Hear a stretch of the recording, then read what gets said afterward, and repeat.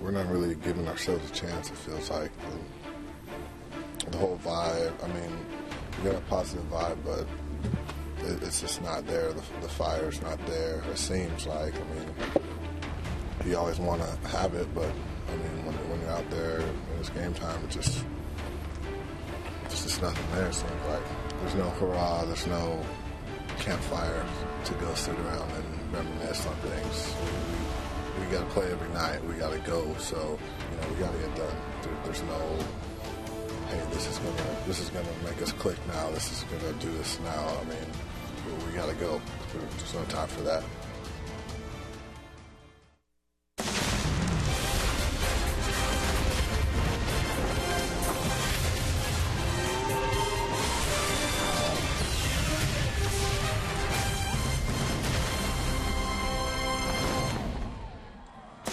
Absolutely gorgeous day in New York, out in Flushing.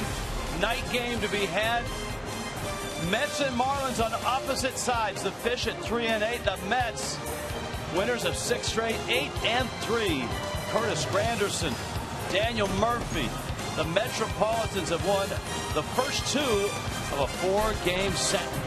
Hi, everybody. Rich Waltz along with Tommy Hunt. You just heard Giancarlo Stanton. That was after the ball game last night. What followed, Tommy, a closed-door players-only meeting. Obviously, the Marlins not real pleased at 3-8. No, absolutely not. And I think sometimes meetings are called and they're well-planned. I think this was a well-planned meeting, and it was needed for this ball club.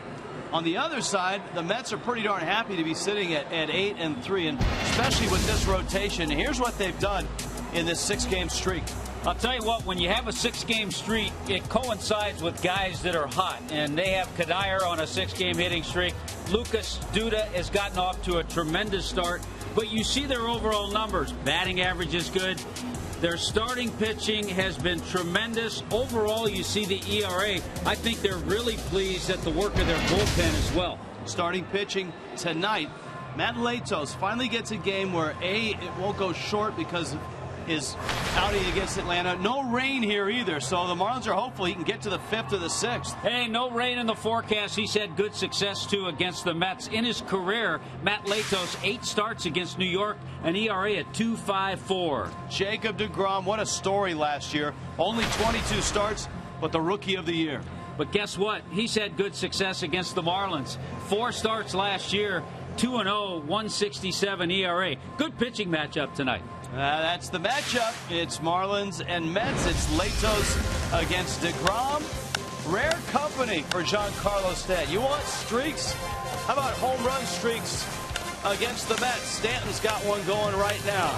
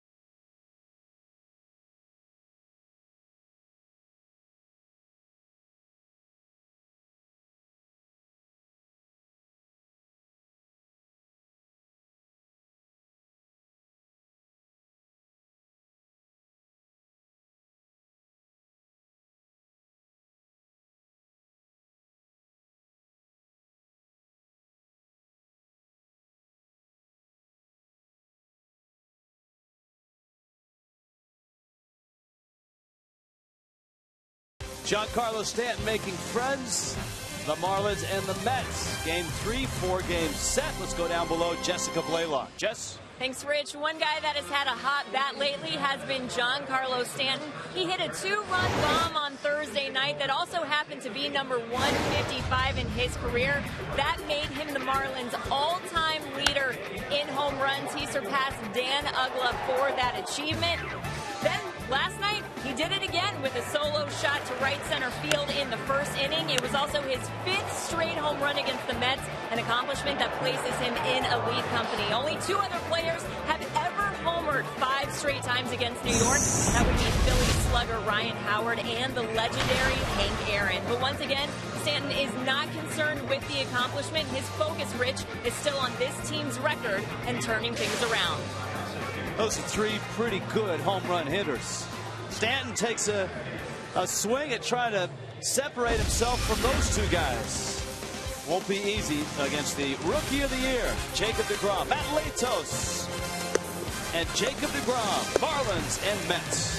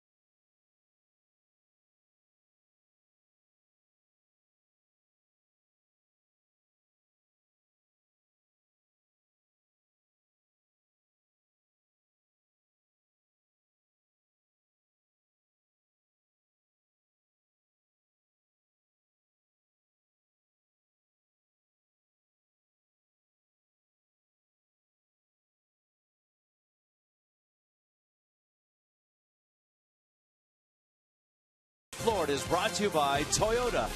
Let's go places. Citi Fields. Jacob deGrom climbs the mound, gets ready to face the Miami Marlins, and a full house is expected tonight. Marlins and Mets. And here come the fish. JM Lexus brings you the Marlins lineup. D. Gordon is at second base. Christian Yelich in the 2 spot. Giancarlo Stanton has homered in both games. Martin Prado has a home run in this series. Michael Morse at first. Marcell Ozuna back into the lineup. So is Jared Saltalamacchia. Adeiny Echeverria at short. And Matt Latos will hit 9th.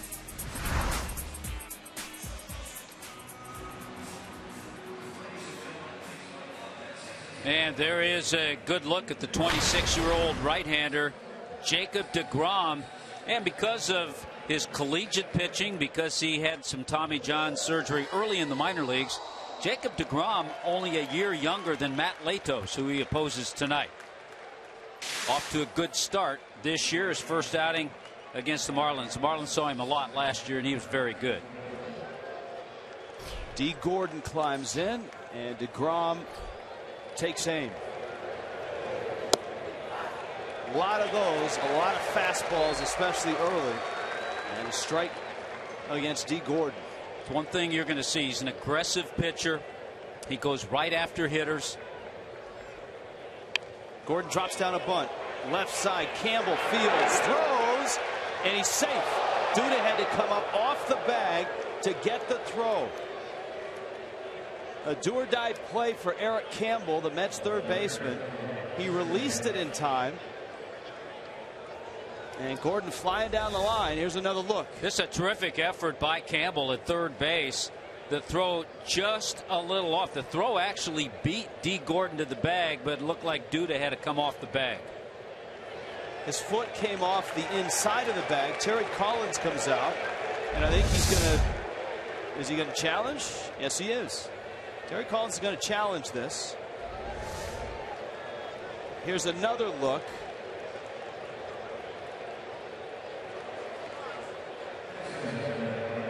The ball hits Gordon, and then the glove emerges from Gordon as the foot is off the bag. This is a ticklish I wonder one. if he's challenging D. Gordon being inside, which he barely is. He's right on the line. Or that's not reviewable. And he's challenging if the throw beat him. Throw beat him, but it looks like as Duda goes to reach it.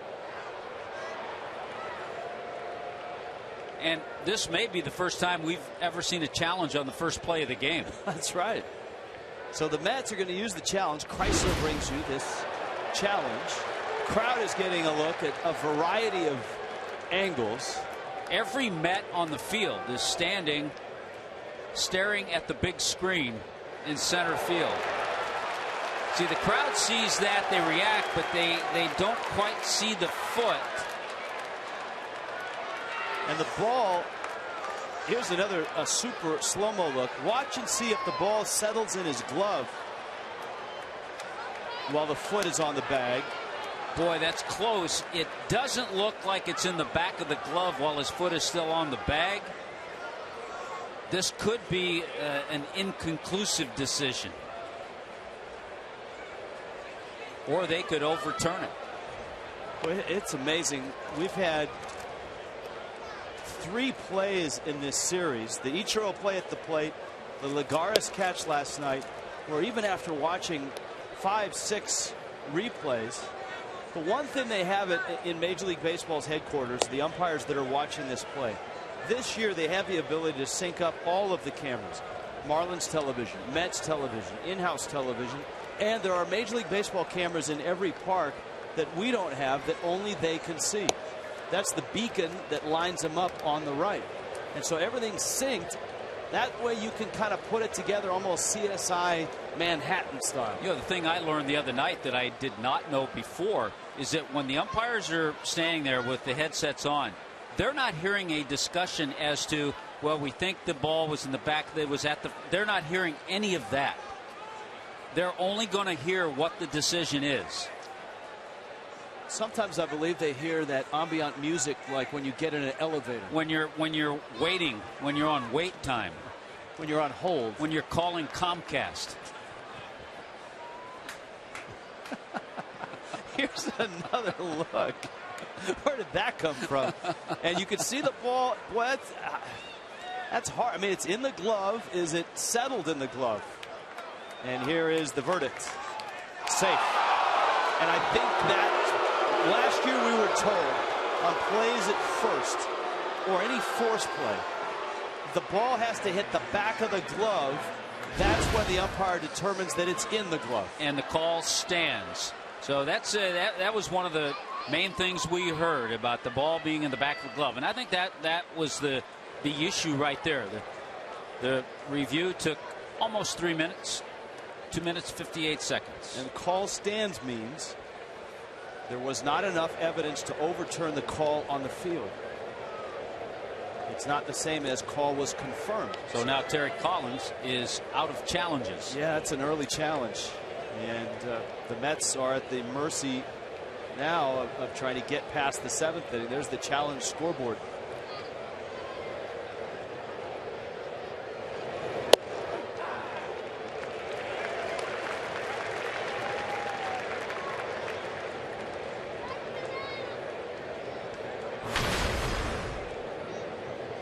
So Yelich now, and Gordon certainly a threat to run.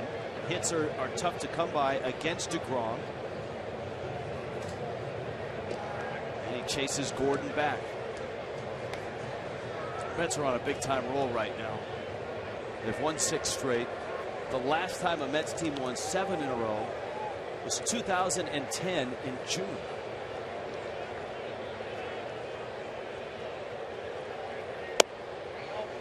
The other night, D. Gordon was thrown out by Travis d'Arnaud, the Met catcher. D stepping off a pretty good lead. When you get to that cutout, it should be about 13 feet, and you should be just a little bit beyond it. And that's a pretty good lead by D. Gordon. There are some ballparks it varies a little bit. That's the science of base stealing. That and the time for pitcher to plate, catcher to second.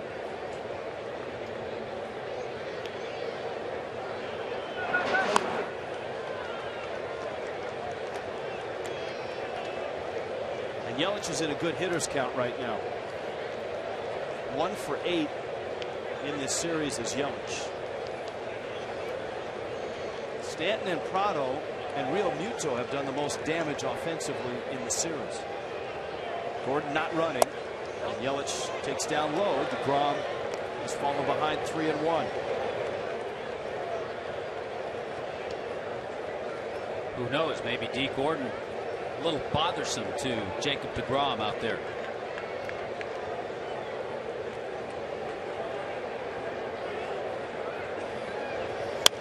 I think another thing, Rich, and this is an intangible, you'll never know, but an almost 3-minute delay after a starting pitcher's gotten out there to start the game, he's ready, he's in a groove, all of a sudden a bunt base hit, now he has to stand there for 3 minutes. He is allowed to throw. Yeah. But it's not the same. I mean, you're right, it totally disrupts the rhythm. Gordon is running, swing and a miss, throw down, double play. Wow. Just like that, the Mets get a pair of outs. Travis d'Arnaud, a strike to second, and he throws out D. Gordon. Well, it's the second time in this series. High fastball, perfect pitch to come up and throw on. Second time d'Arnaud has gotten D. Gordon.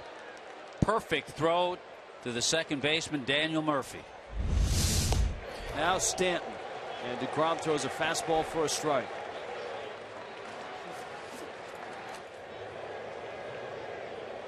So a strike come out, throw him out, double play. Stanton, a pair of home runs in this series. 5 straight games with a home run against the Mets.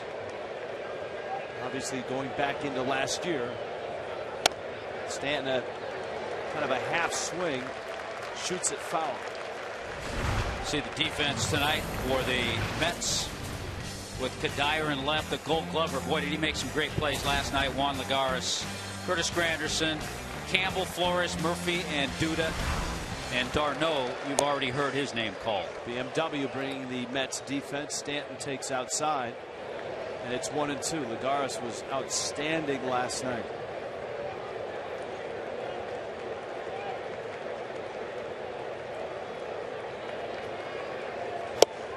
And DeGrom strikes out Stanton.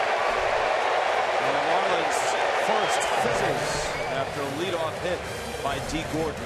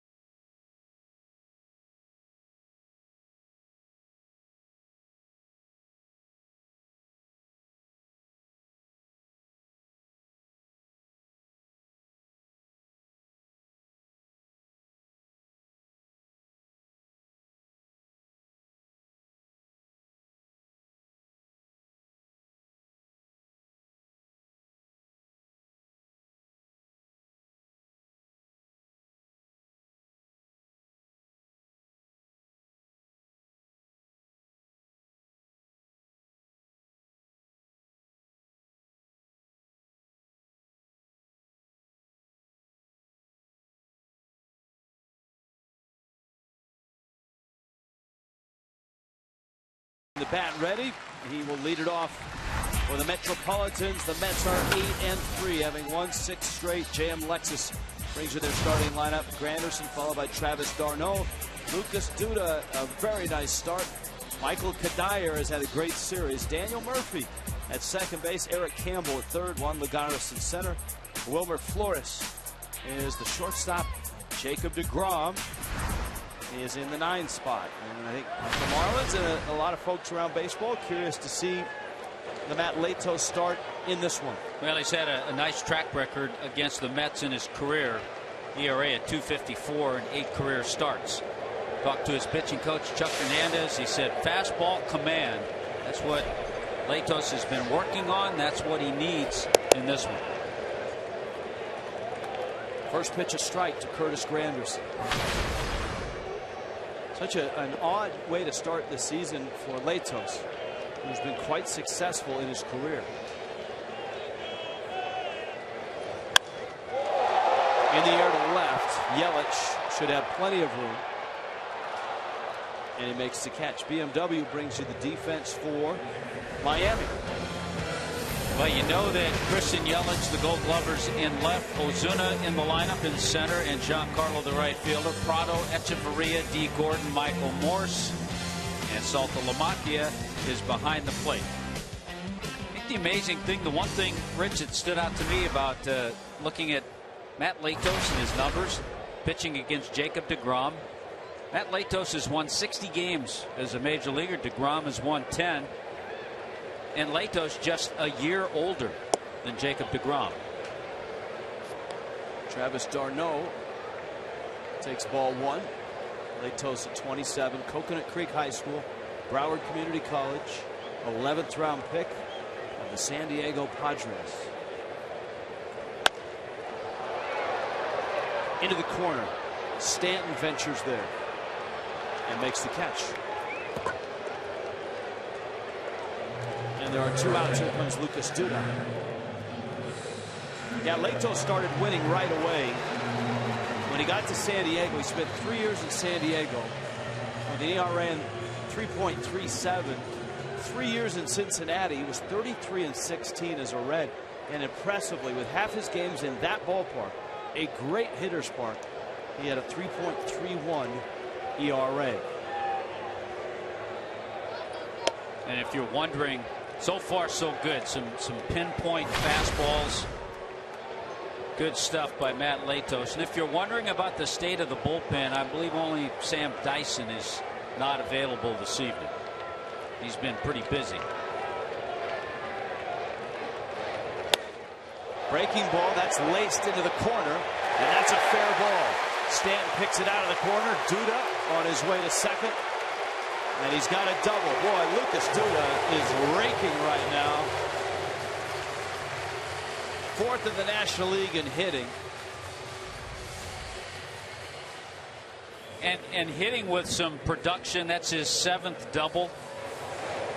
Ties him with Troy Tulowitzki, 2nd in the league. We talked about how he's been hitting left-handers. 30 home runs last year, and it looks like Lucas Duda is really starting to figure it out. Out west, both Adrian Gonzalez and Troy Tulowitzki are out of the gates quickly. Tulowitzki healthy has made a big difference with the Rockies. So here's Kadire, who has piled nice at bat after nice at bat on top of each other in the 2 games of this series.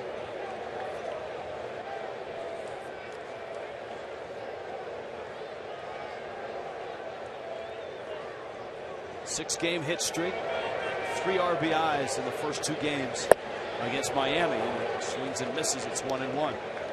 Yeah, and you go back to his career against the Marlins, and Kadire has an 11-game streak, 11 straight against Miami. Off to a good start, but the one number that stands out, he has struck out 15 times this year.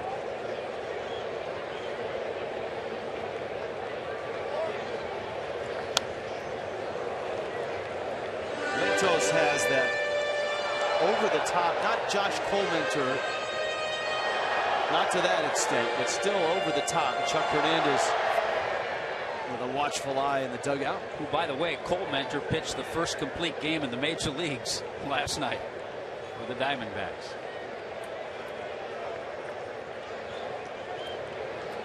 There was a time it didn't take 2 weeks for that to happen.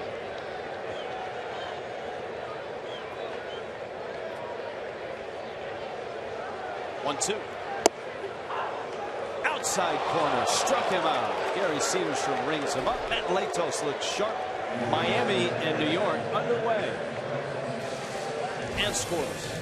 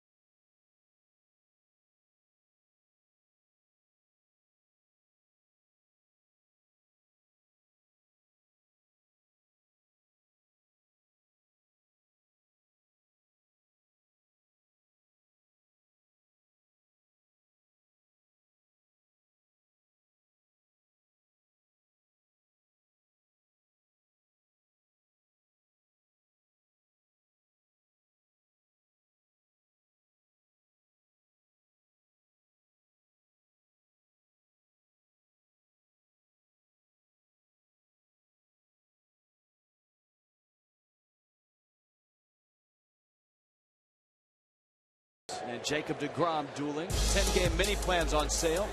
10-game mini plans start as low as $240 with tickets to some of the season's biggest games at Marlins Park. Quantities are limited, so secure your 10-game plan today. 1-877-MARLINS. Go to marlins.com/2015 tickets. Martin Prado in the box. Jacob deGrom delivers. And he zips one outside. They count as 1-0. Prado 4 for 8 with a home run in this series. Michael Morse, Marcell Ozuna follow in the second.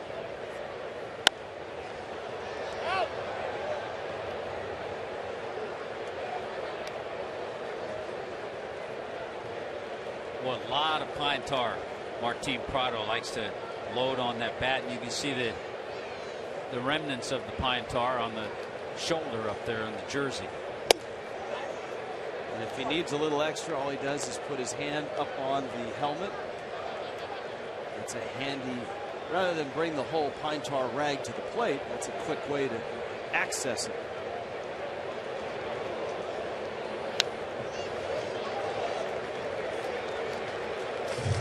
Two balls, 2 strikes.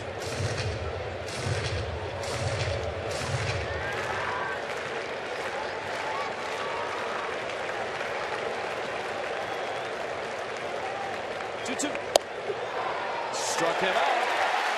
Gary Cedarstrom now draws the ire of Martin Prado.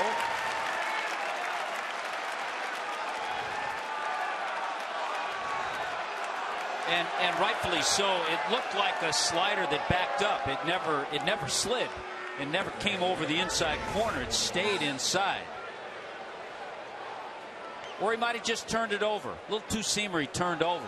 But it was off the plate. And Prado has an argument.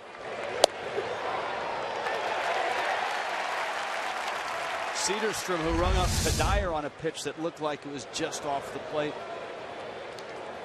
gave Latos one corner, gives deGrom the other corner. Mike Morse rolls out to Wilmer Flores. So far, Jacob deGrom living up to what he does, going after hitters, a lot of strikes. He had a game last year that he started against the Marlins. He struck out the first 8 batters of the game. There you go, the scouting report. He pounds his zone, mixes 3 pitches in his repertoire, and he'll elevate his fastball occasionally with 2 strikes.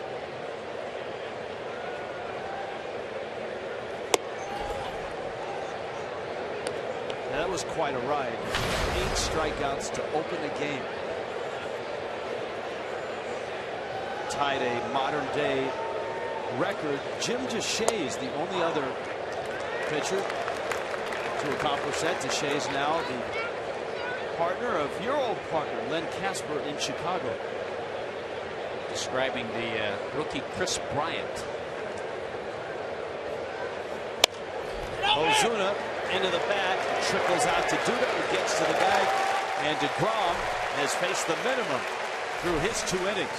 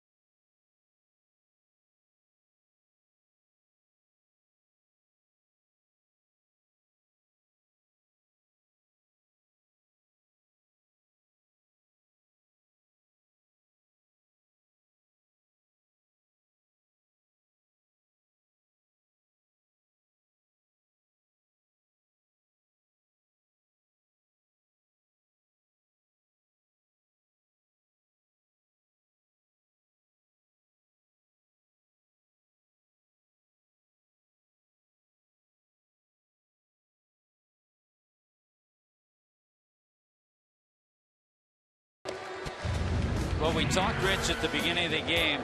Fastball command. And how about the first inning? Perfectly placed fastball to Granderson. Another one on the outer part of the plate to Lucas Duda. And then a strikeout again on the corner to Michael Kadire. And look at that over-the-top delivery. First inning, good fastball command. That delivery's right there. That's an over-the-top delivery and an over-the-top shot above the mound. So here is Murphy with Eric Campbell and Juan Lagares. For Latos, that's got to feel pretty good to get in there, get that first inning out of the way. Roller up the middle. Gordon backhands. Fires the first in time. Out number 1. We check in with Jessica Blaylock. Rich, we know that baseball can be a very superstitious sport, and that is true for Matt Latos. He told me that there is one thing that he never does the day before he pitches. He never gets a haircut. He did it one time against San Diego. He ended up giving 9 runs up in that outing. He also got a haircut the day before he made his first start for the Marlins, and we know how that went. He didn't even get out of the first inning, ended up giving 7 runs up in that one. So no haircuts the day before he pitches for Matt Latos.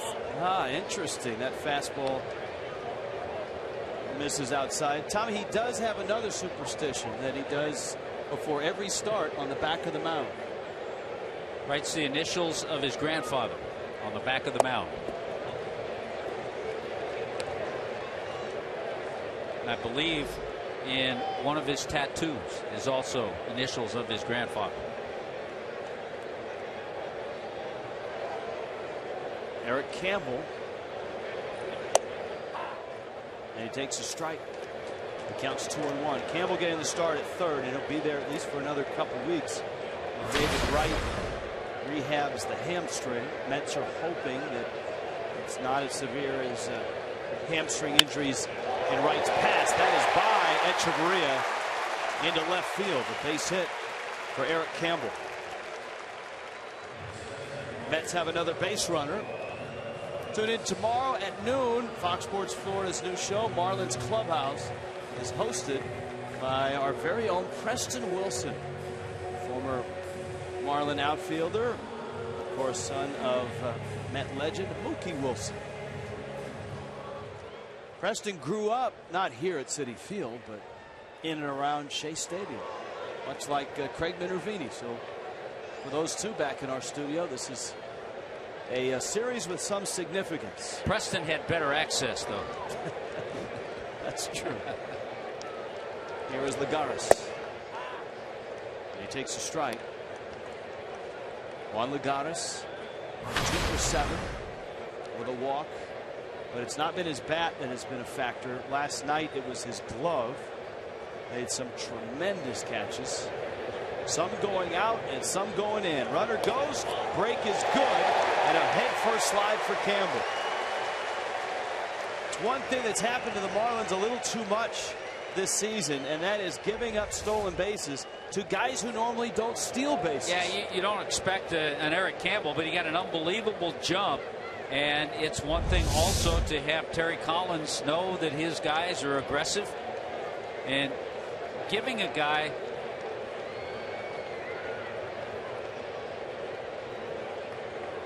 like Campbell to get the green light. Go ahead and go.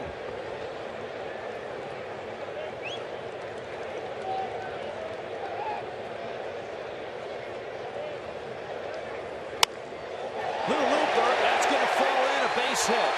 Campbell round third, Ozuna up with it, and the Mets have a 1-0 lead. And once again, as we've seen with Atlanta, with the Rays, the Marlins have seen it here against the Mets. Teams doing a little thing, stealing a base from a guy that doesn't normally steal a base, leads to a run. Slider kind of backed up and staying inside it pretty well on the base hit was Juan Lagares, who has a 6-game hitting streak. All of a sudden he's caught fire a little bit, and being in scoring position after the steal, Campbell's able to come in and give the Mets a lead. Here now is Wilmer Flores.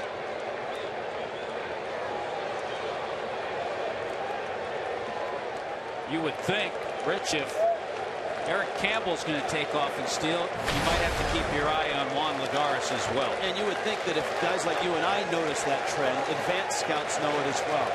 Whether it's Bethencourt, Mayberry, Campbell, guys that don't normally steal bases, not only are stealing bases against Miami, but getting enormous jumps in the process.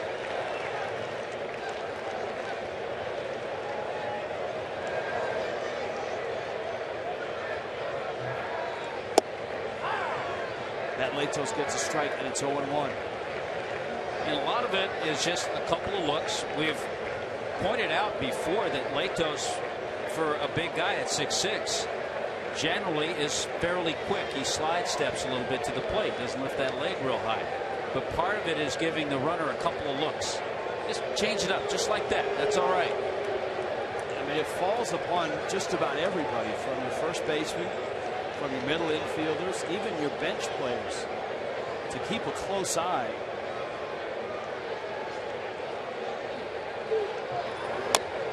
Flores fouls it at the plate. To do what he just did, come set, maybe set a little longer than normal. So it's just a matter of changing things up, and so far after that stolen base, Latos has done that.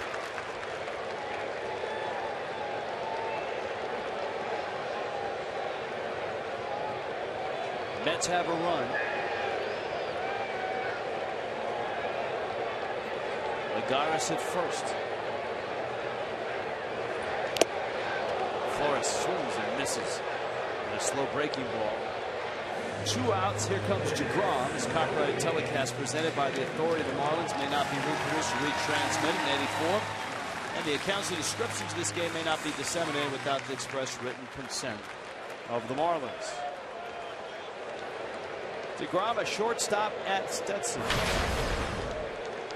Pitched a little bit, but not a whole lot early in his career.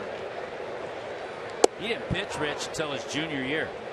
Started 28 games at short in 08 as a freshman, 36 games start in 09 as a sophomore, and then he closed out some games. He was a closer a little bit, started 12 games, but also played shortstop that junior year.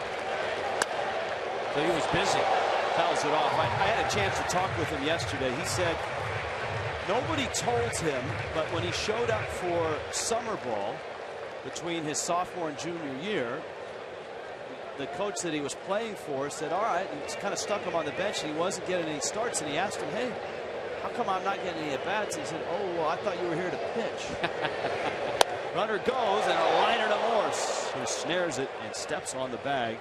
And the inning is over, but the Mets manufacture another run. Lead it 1-0.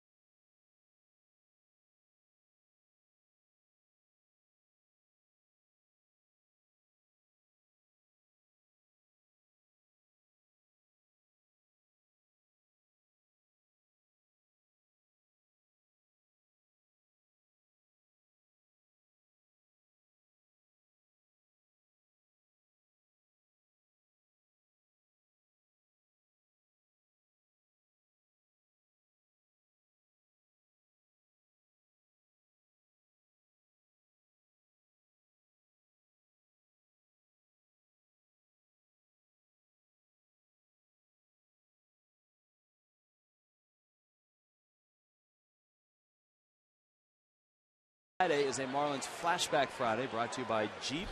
Tune in every Friday. Post the best vintage Marlins photo of yourself and just use the hashtag FlashbackMarlins. Just like that, they are selecting the best vintage photo of themselves. Well, we've seen a red-orange cap. We've seen the black Marlins cap. She has the red-orange phone cover on the left. Some serious texting going on there. And they're texting each other, actually.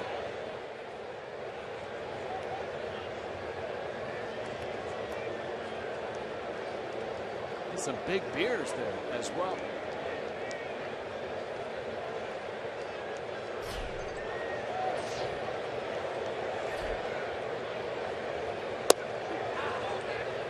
Jared Saltalamacchia takes a strike. Gary Cederstrom has a bit of a delay between calling the pitch and raising that right hand. A little Tim McClellan-like. Who has retired. Yeah. So maybe Gary Cederstrom figured he'd take the torch from McClellan. It's been passed. It's a delayed torch. Saltalamacchia getting the start. JT Realmuto started the first 2 games of the series. See if DeGrom goes up with a fastball, climbs the ladder a little bit.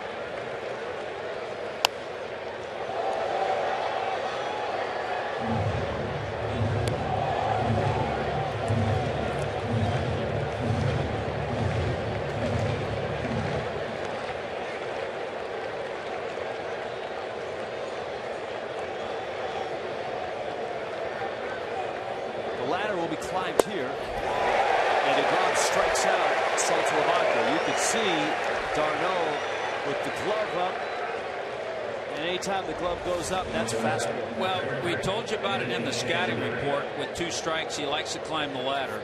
He'll go up with that fastball. And the other part to that is that a lot of pitchers like to pitch Salty up in that area as well.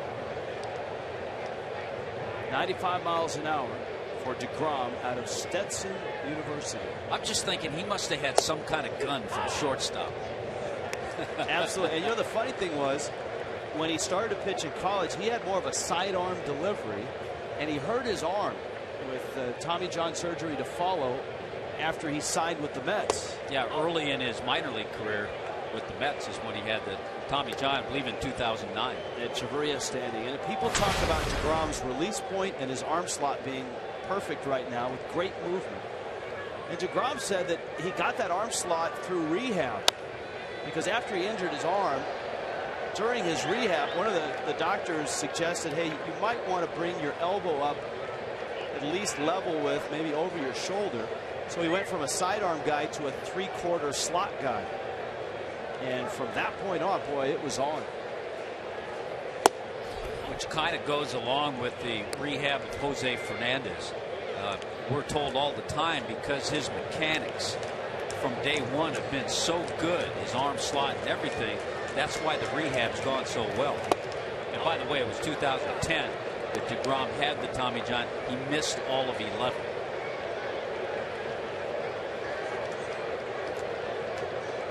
Latos on deck. Full count to Echeverria. Lines it into right field. A base hit. Danny Echeverria, Miami's second hit. And Latos will come to the plate. He'll probably try to sacrifice Echeverria to second. Well, Matt Latos, second AB in Atlanta. He dropped down a nice sacrifice bunt.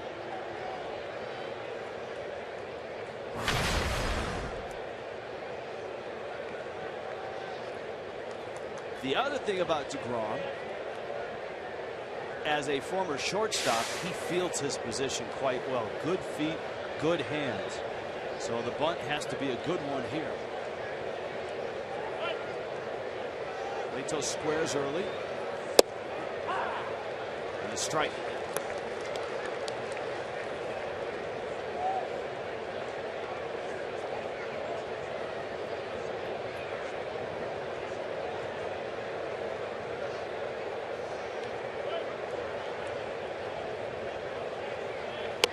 There's the bunt.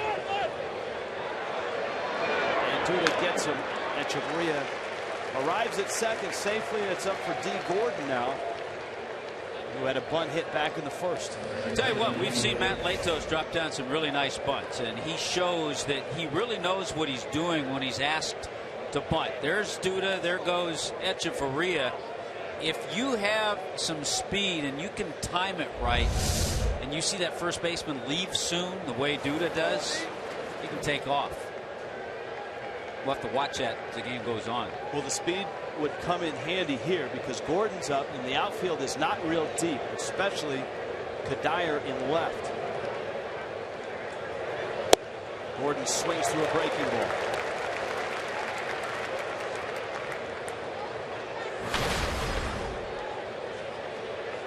D. Gordon now has been on base 10 of the 12 games the Marlins have played.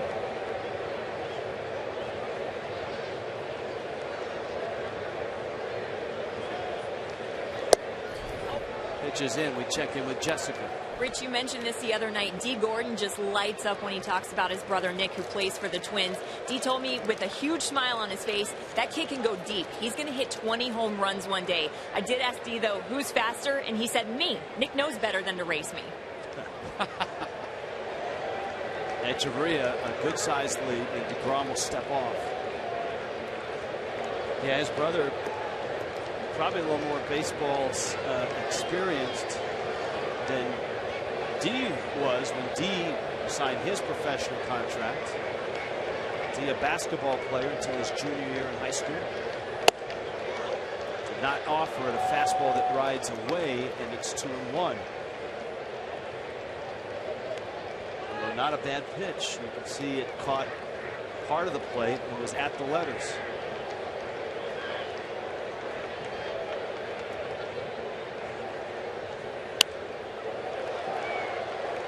Changeup, and Gordon fights it off. The count's 2-2. Nick Gordon playing for the Cedar Rapids Colonels, Minnesota Twins low A club. After 8 games, hitting .313, a couple of triples, and his 8 RBIs. Any stolen bases? No stolen bases. Jessica was right. 2-2. Gordon lashes it down the line, and it's into the seats. So you've got 2 pitchers who hail from the state of Florida, DeGrom and Latos.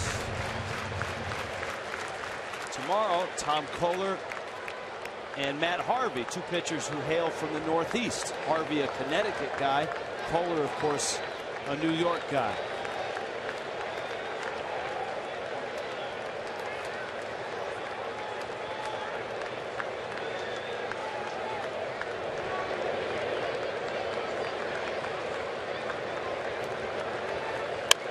Gordon, a little tapper over the middle. Flores gathers. He is out. The throw comes home. Echeverria slides. The Marlins may challenge it. Mike Redmond is out of the dugout. He will buy some time. The Marlins will look at it. Gordon, as he crossed the bag, signaled safe. Echeverria came home. Now the Mets threw home, but once the play was called out, everything freezes. And so right now it's not only wait. Here's a look. Back of glove. Wow. How about both challenges tonight have involved D. Gordon? That's what speed can do. Yeah, and both challenges may come down to back of the glove. Remember the ball that Which from that angle, it didn't look like the ball was quite in the back of the glove when D touched the bag. All right, there are 2 parts to this. This is the first part.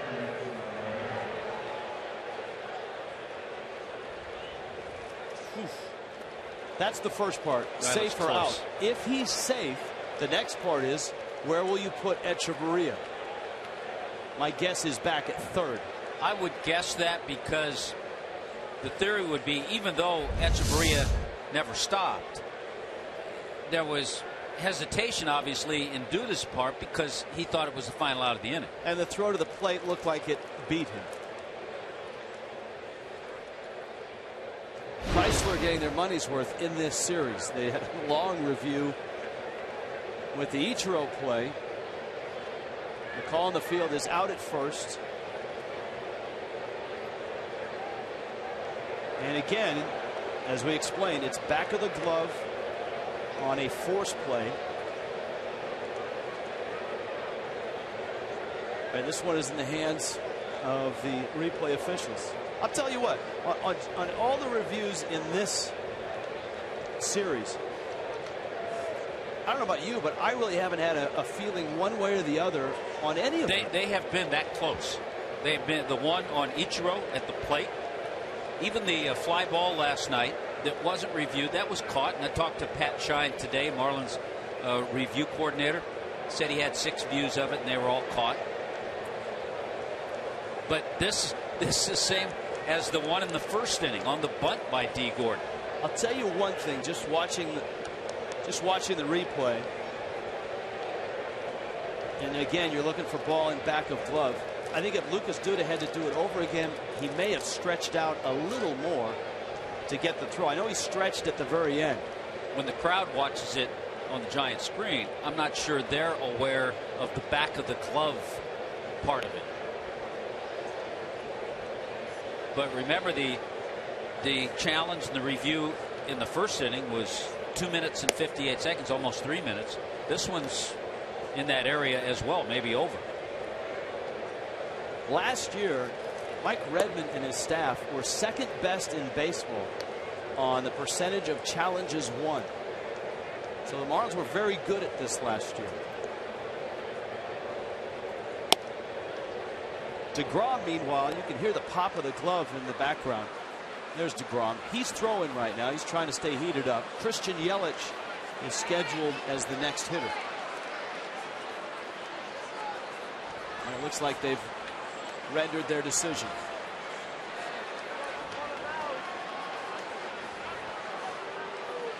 He's safe. So it's back to the glove again. Twice now with Gordon running to first. And they're going to put Echeverria back at third base. Marlins want the run, but the umpires are putting him back at third base. Mike Redmond's not happy. Major League Baseball has a camera in every ballpark that shoots the entire field for this very reason. They sync the cameras. Here's our sync from the truck. Here's Echeverria. He's going the whole way, but the play's dead at that point. The throw beats him. And unless the runner is going to score, obviously, they'll put the runner back. Yeah, as much as you want that run, you understand why they did what they did, and that review took 3 minutes and 17 seconds. And the umpires in New York see that from an overhead camera. They have a clear look at where the runner was. If the runner had not been called out, Duda probably would have acted quicker at first, and the throw would have beat him by even more.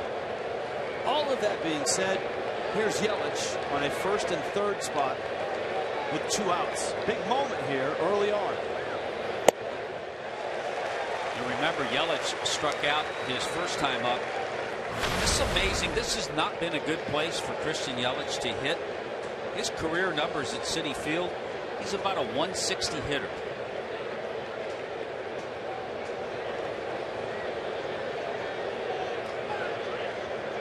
Well, you've got speed at both bags from first and over at third. More speed at first with Gordon.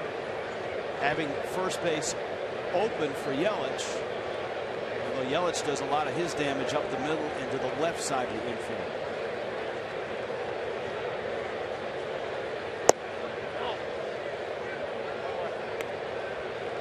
DeGrom misses with a changeup 1-1. Down the road, I think it's one thing you'd like to see more of in Christian Yelich, and that is turning on a few more balls. At times, and right now he's in a bit of a struggle. At times it appears he feels for the ball and just thinks left center, as opposed to thinking hole on the right side, maybe getting a pitch to turn on, and finding that right center field gap a few times.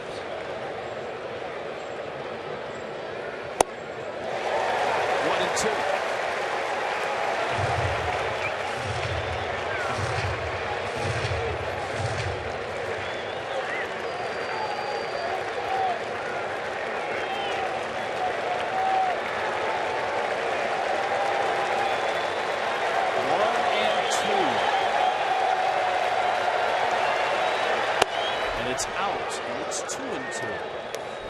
Yelich struck out into a double play. Travis d'Arnaud threw a bullet that got Gordon at second, and that sunk the Marlins in the first. Stanton's on deck. 2-2 to Yelich. Got him. Same pitch. High fastball. It got him in the first, and it gets him here in the third. And DeGrom holds on to a 1-0 lead.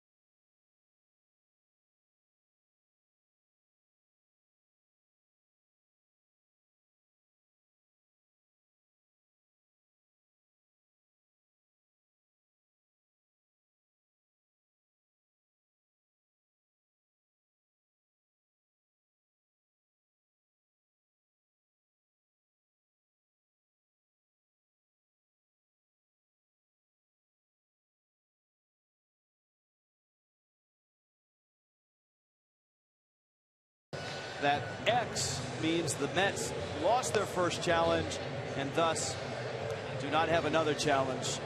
Umpires take over in the 7th inning. Marlins, green means go. They won their challenge. They'll get a second if they need one.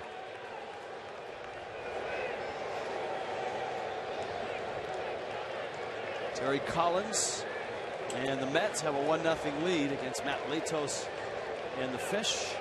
Curtis Granderson, Travis d'Arnaud, and Lucas Duda.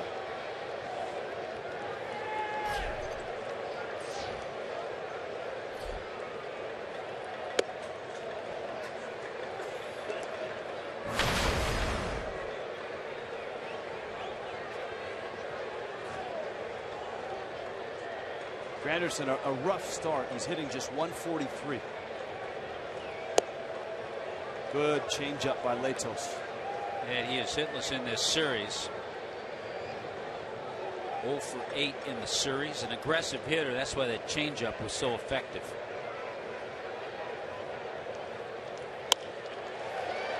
Gordon on the outfield grass. Fires to first in time to get the outs. 1 out. Your child's birthday party at Marlins Park could be an all-new celebration club party or a sea creature birthday bash. An inclusive food package that comes with birthday cupcakes for everyone. And Tommy, who doesn't love cupcakes? Parties are available for groups of 20 or more.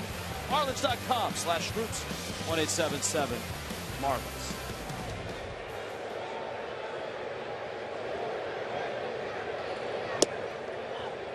What's the famous cupcake place? Oh, Magnolia. Magnolia. Yeah, I walked right by it today. Boy, I had to turn the other way, too. Magnolia Bakery. Man, they smell good. They are. Travis d'Arnaud has flied out. Second time through for the Mets. New York got a run in the second. A single and a stolen base by Eric Campbell. Juan Lagares dumping a single into center.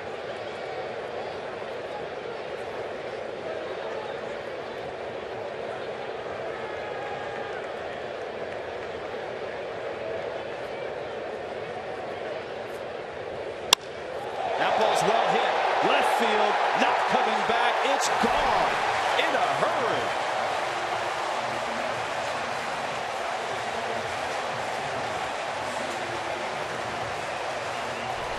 Travis d'Arnaud is having a great 2 weeks of 2015 to open the season. Well, it's his first home run of the year, but he's been productive. He's had RBIs now in 8 of 10 games, so he's been producing. He's thrown D. Gordon out a couple of times, so he's done a nice job behind the plate. And that one was a rocket. Would have been out here before they did anything to the fences.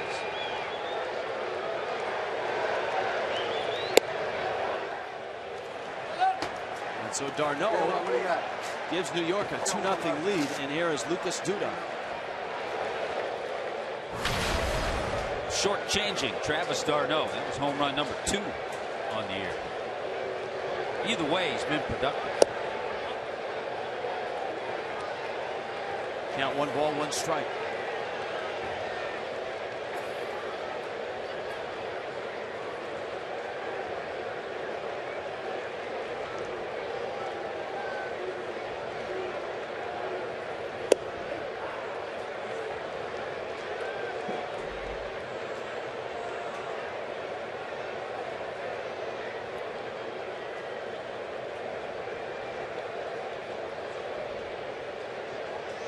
Duda double back in the first. 7 doubles already for Lucas Duda.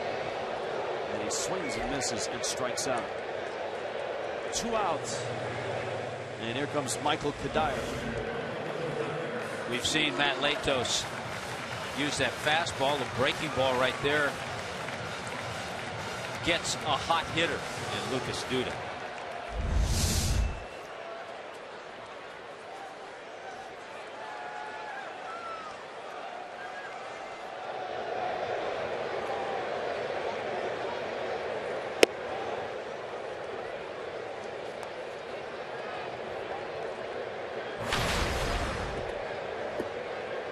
Kadire called out on strikes back in the first.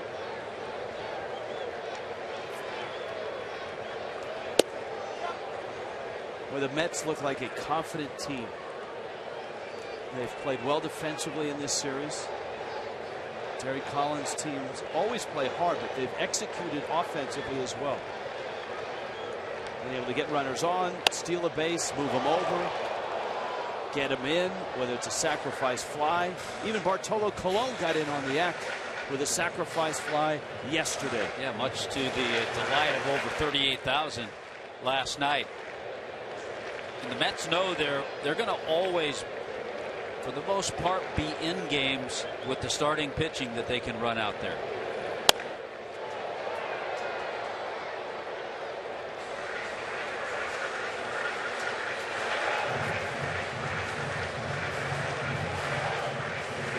There's Cologne.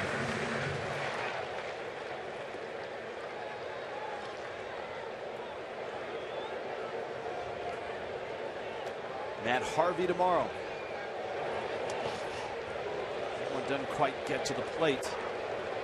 And we talked about it last night, Tommy. You get a sense watching the Marlins Braves both series, the Marlins Rays series, and then this Mets Marlins series, that little ball is back in the game, and if you're not able to do it, you might be in trouble.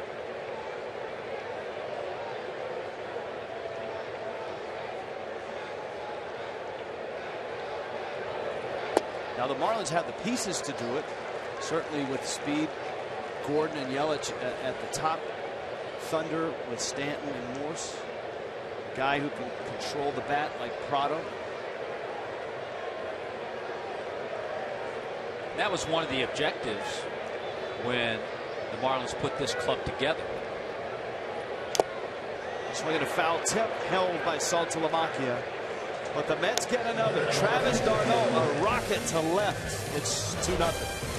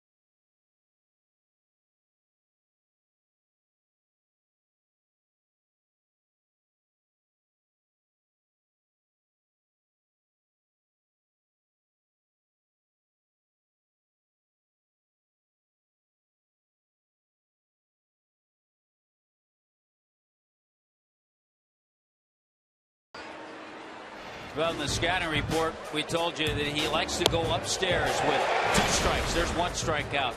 Saltalamacchia up with the fastball. He climbs the ladder. With 3 of those strikeouts, fastballs up. Our Rand-Eye Vision Cam gives you those good shots. Giancarlo Stanton, Martin Prado, and Michael Morse. Stanton got jammed, flips that down the right field line, and Granderson makes a running catch. The Marlins have not won a game in this series. The Mets have won the first 2. The only thing the Marlins have won are 2 challenges today. The Marlins won their challenge. The Mets lost theirs. And Major League Baseball sends us a capsule in an email just describing the play. And there's some interesting stuff on both of the plays. The most recent of which was the bang-bang play at first on the Gordon ground ball over the middle with Echeverria rounding third. And they determined that the base runner's foot got to the bag before the ball contacted the interior of the fielder's glove, which is back of the glove. As well, they also determined to place the runner who was originally at second back to third, determining that the incorrect call affected the subsequent behavior of the defensive players. And that makes sense.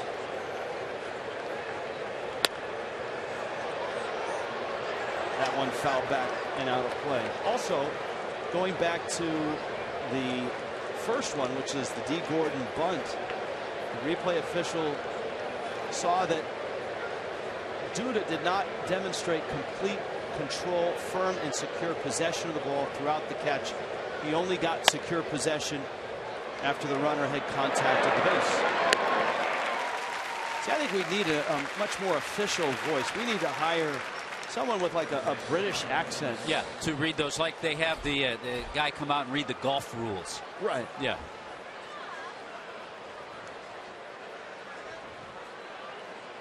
Of course, of course, a guy from Britain might not be that believable in baseball.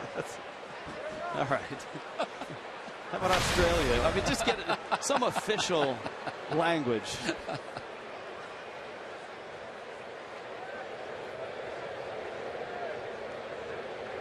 Michael Morrison.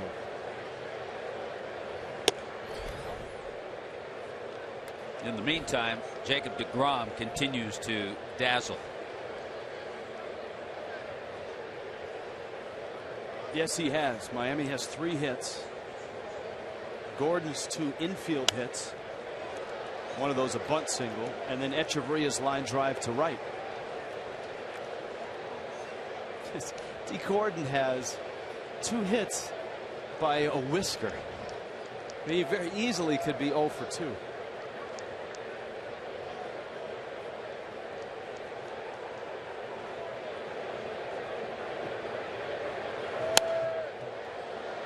Morse battling deGrom, and it's 1-2. Well, he's done his part. That's been part of the frustration this year. He has been on base 10 of the 12 games. He's had stolen bases. Pitch is out. But the Marlins have had trouble bringing him home.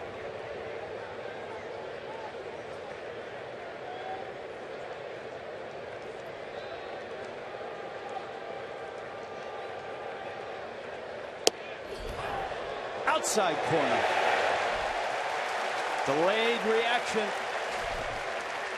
Jacob deGrom is shutting out the Marlins. And the Mets lead it 2-0.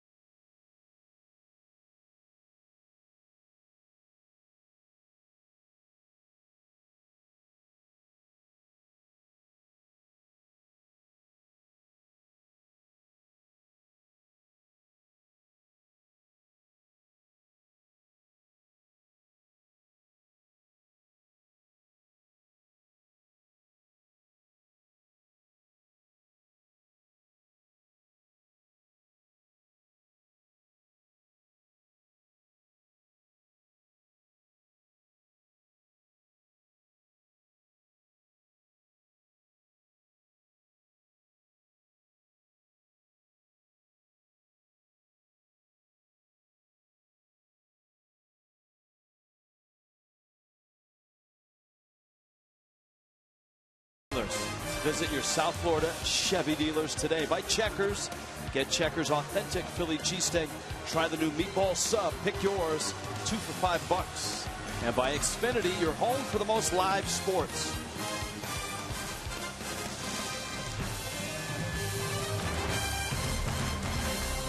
Two nothing.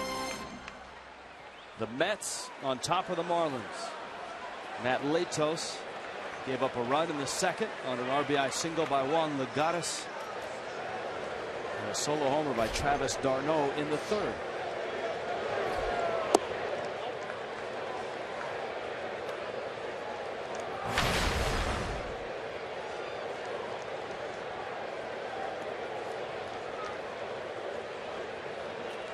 Like Murphy noticed some debris, I think out in left center. Talking to Gary Cederstrom about it. A couple of hot dog boxes have escaped from the Party City deck. Cederstrom may have said something like, hit one out there and then we'll worry about it. But they're underneath the padding. You know, it occurs to me that the first few years we came in here that the Great Wall of Flushing was sort of the Wailing Wall. You know, too deep, too big.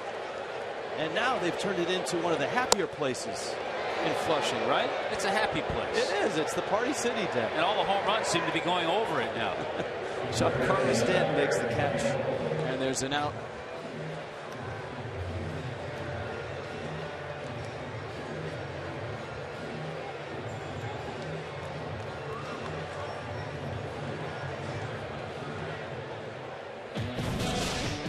Every weeknight, don't miss Major League Baseball Whip Around. Fox Sports 1 highlights, instant analysis, live look-ins.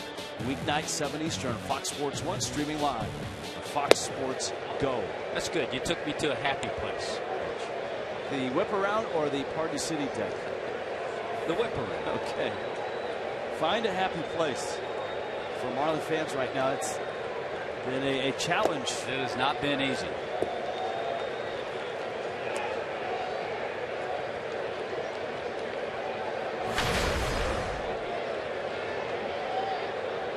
Campbell with the single, and what happened after that, a stolen base, kind of a surprise attack, not a guy that shows up as blazing speed, but the Marlins didn't pay a whole lot of attention. He got a great jump and it paid off when Juan Legares dumped one into center for a hit, and the Mets had a 1-0 start. They added to it with the d'Arnaud homer.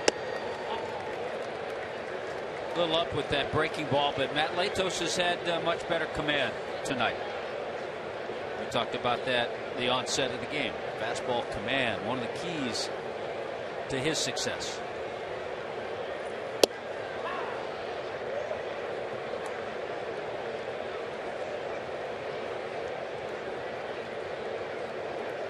And he really, I thought, took one for the team in Atlanta. Coming back after an almost 40-minute rain delay because of the state of the bullpen at the time. And after the game, Latos, when asked, did it affect you? And he gave up the runs after he came back, you remember, from that rain delay. Latos didn't want to hear any of it. He said Shelby Miller had to deal with the same stuff.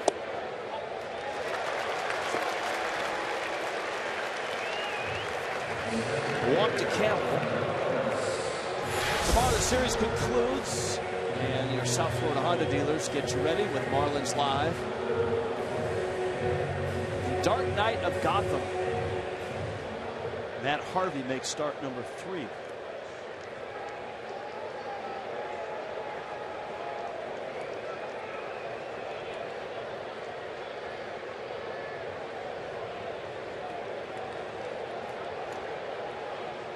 Matt Harvey, in his 4 starts against the Marlins, is 0-1. He's yet to defeat the Fish. ERA at 3.52. A little more attention to Eric Campbell is being paid to him by Matt Latos now.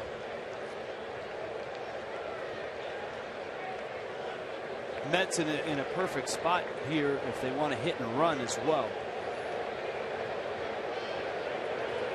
It's funny, you know, the last 4 years we've watched Terry Collins do whatever he can to construct runs with a roster and a lineup that wasn't complete.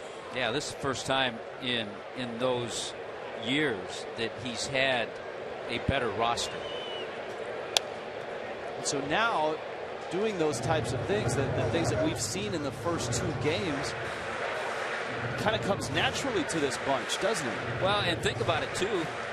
This series and for a few more, he's going to be doing it without his captain, without David Wright.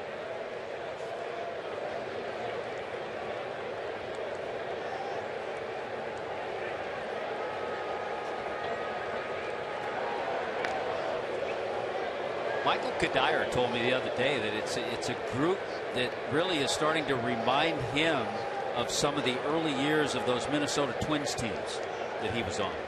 They did a lot of little things right. Yeah.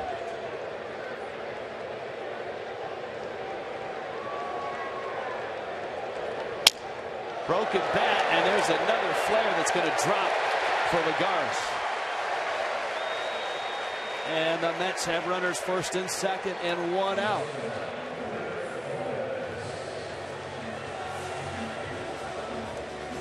Pretty good pitch by Matt Latos. Breaking ball away. You heard the bat shatter, but Lagares just found the right spot. He's 2 for 2 tonight.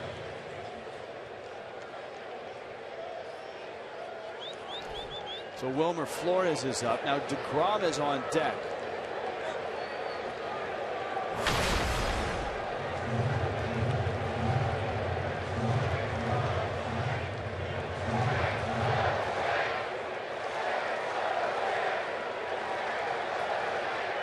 Got pretty good speed with the trail runner in Lagares. Campbell's at second.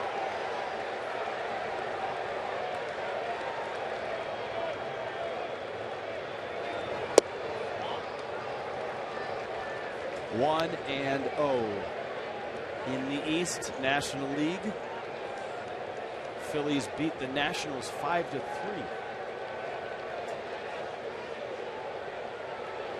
The Atlanta Braves lost in extras in Toronto 6-5. Ground ball short. Wicked hop off of Echeverria. Campbell stops at third.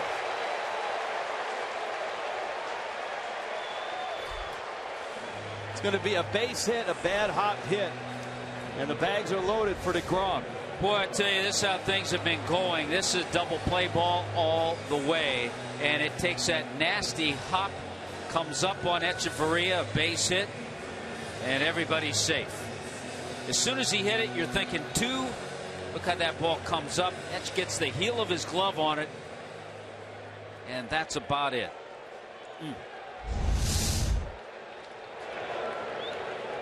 And so here's DeGrom, the former college infielder turned pitcher, who turned on one and lined out to Morse his first time up.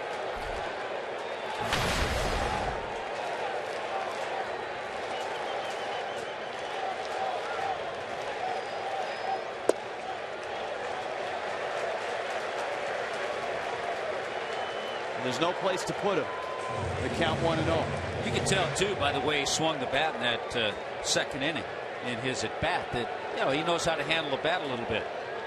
Came into this game 10 for 50. Big swing, third base side and out of play. Well, the way DeGrom is throwing today, if the Mets were to add on here, that's real trouble for Miami.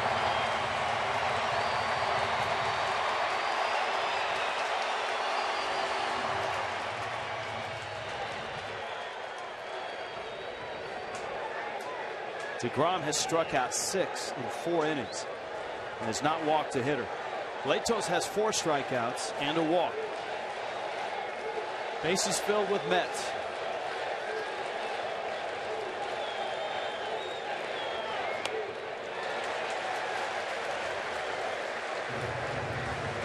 Over 38,000 were in here last night, and I would say about the same, maybe more. I would say a little bit more tonight. A big house, fireworks after. I'd like to see some here. DeGrom back to the mound. Latos to the plate. There's one. Saltalamacchia in the dirt, and Morse digs it out. And the Marlins get the double play. 1, 2, 3. The Mets retired in the 4th. 4 innings have passed in New York. The Mets have a 2-0 lead.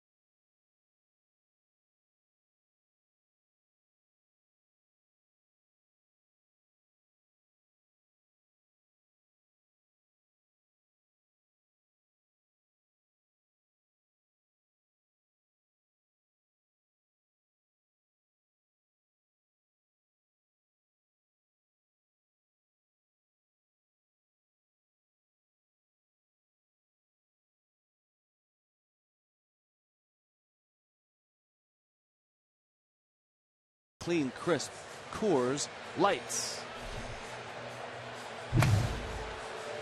Or have just a regular Coors banquet moment. 2014 Gold Glove. Last night, it was a timely night to get the Gold Glove because then he would go out and dominate with that glove. You know, he's a converted shortstop, is Juan Lagares, and he's gotten a lot of help adjusting to the major leagues from a good friend and another pretty good center fielder, Carlos Gomez, with the Brewers, who at one time was a Met. And he had a lot to do with the ball game last night.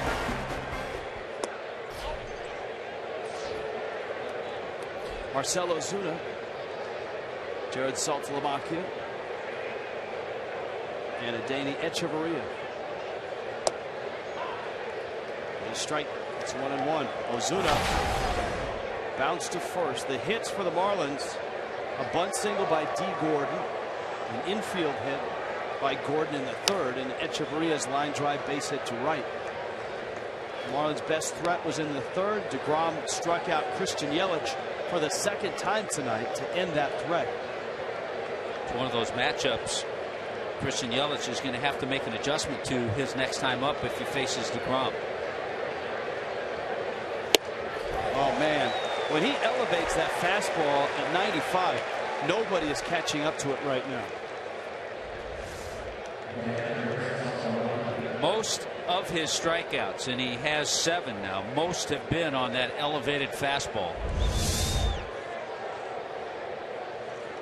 The shift is on for Saltalamacchia. He went after a high fastball and struck out in the third.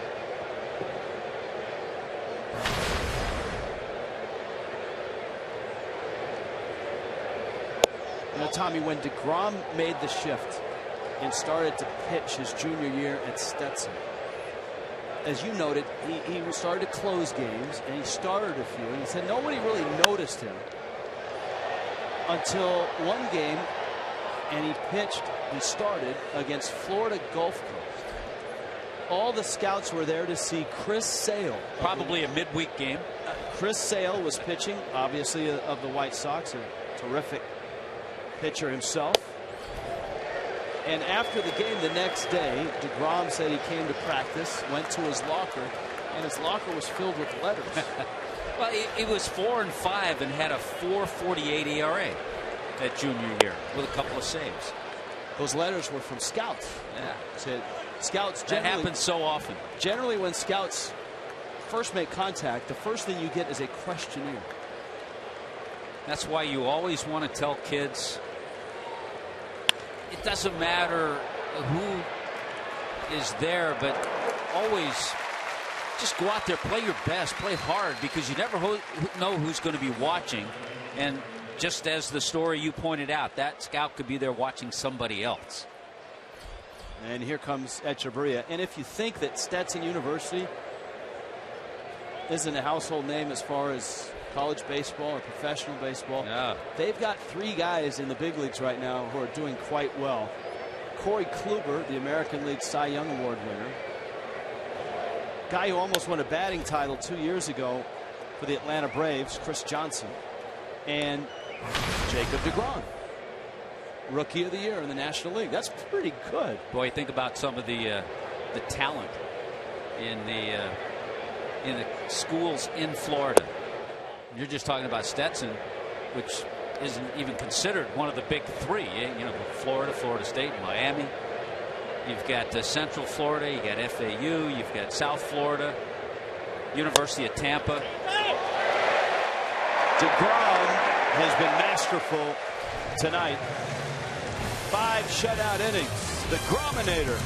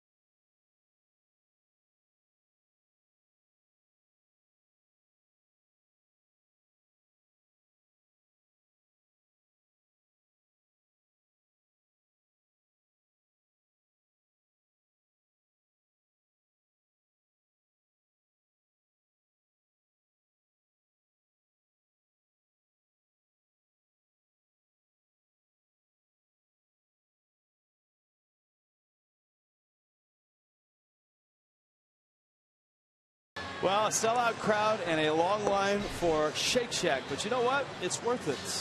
Fish Family, the exclusive loyalty program for Marlins fans. All Marlins season ticket holders automatically enrolled to earn points and rewards. Fish Family offers opportunities to earn bucket list Marlins moments and rewards like never before. You've already earned the points. Now use them at marlins.com/fishfamily. Met fans are so fired up right now that this city has been abuzz. This ball club is 8-3. They've won 6 in a row. And they have not only a 2-0 lead, but their Rookie of the Year is in fine form, Jacob DeGrom. This is Curtis Granderson, top of the order. Yeah, think about it. The Marlins saw Dylan G, saw Bartolo Colon. DeGrom, they will not see the left-hander who they've seen a lot over the years, Jonathan Neese, and they'll see Matt Harvey tomorrow. Granderson, diving stop, Gordon. Nice play. I know his dad's nickname was Flash. There's Flash Jr. showing it right there. Flash a little leather. Little leather, little extension for Flash Jr. It's funny, his dad's nickname was Flash, but I could just remember he had the nastiest 12-6 curveball. And he'd ride that fastball up high too, right, and climb the ladder, then drop that hammer, that curveball. And Tom Gordon, not a big guy. Tom probably 5'10", 5'11". Here's Travis d'Arnaud, who pumped a home run into the seats and left. A solo shot. That was back in the third.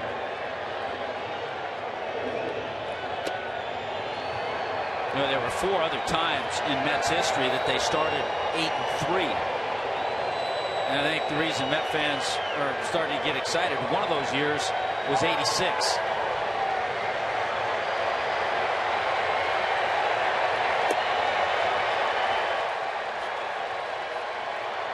Met fans starting the wave. They did a little of that back in '86.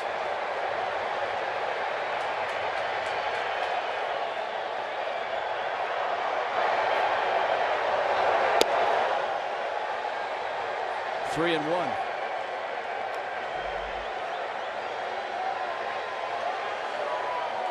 Now you can debate the wave as to whether you like it or not. But this is a pretty impressive one here. Saltalamacchia throws to first. Morse snatches it and holds it. And d'Arnaud is out. 2 down. This is the Geico Marlins moments. In 2000, the Marlins tied a club record. 8 players had 2 hits each. A 12-5 win over the Pirates. Tommy Hutton was there to call that game.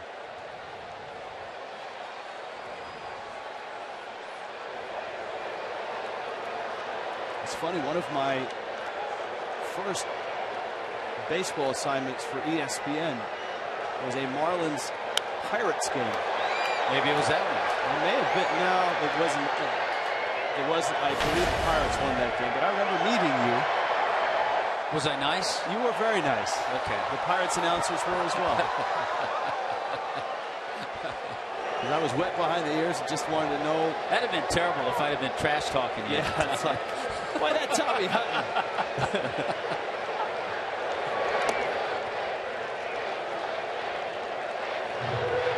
Pitch misses down low. It's 1 ball and 1 strike.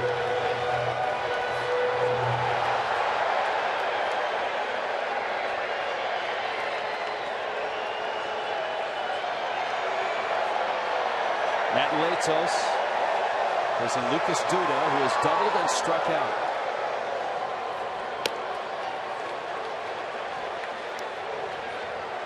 Yeah, he talked to those who have followed the Mets and Duda the last couple of years. They just talk about how he's just starting to mature as a hitter. Jose Urena starting to get ready, and he was scheduled to be the first guy out of the chute tonight, depending on the game.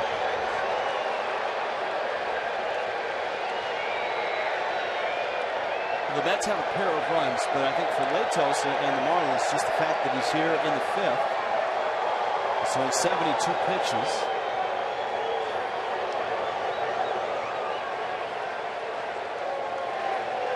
The 2-2. Duda was way out in front. Well, the first hitter due up for the Marlins when they bat in the 6th is Matt Latos. So obviously, Mike Redmond wants to get him through this inning.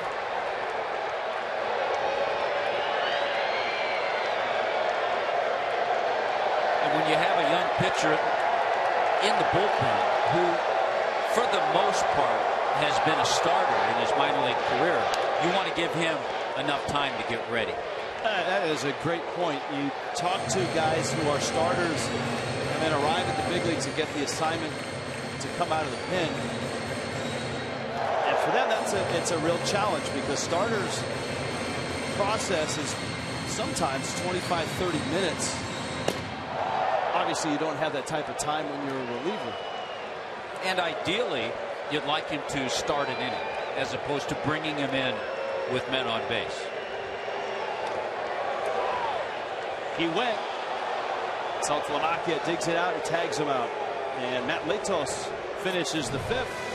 Going 1-2-3. Mets right now up 2-0.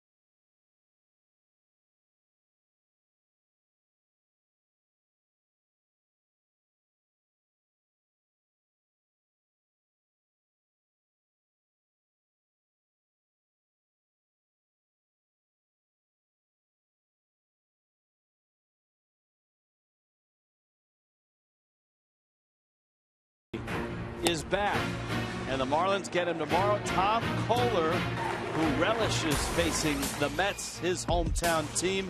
It is Kohler and Harvey, and it's tomorrow, a 12:30 start for Marlins Live.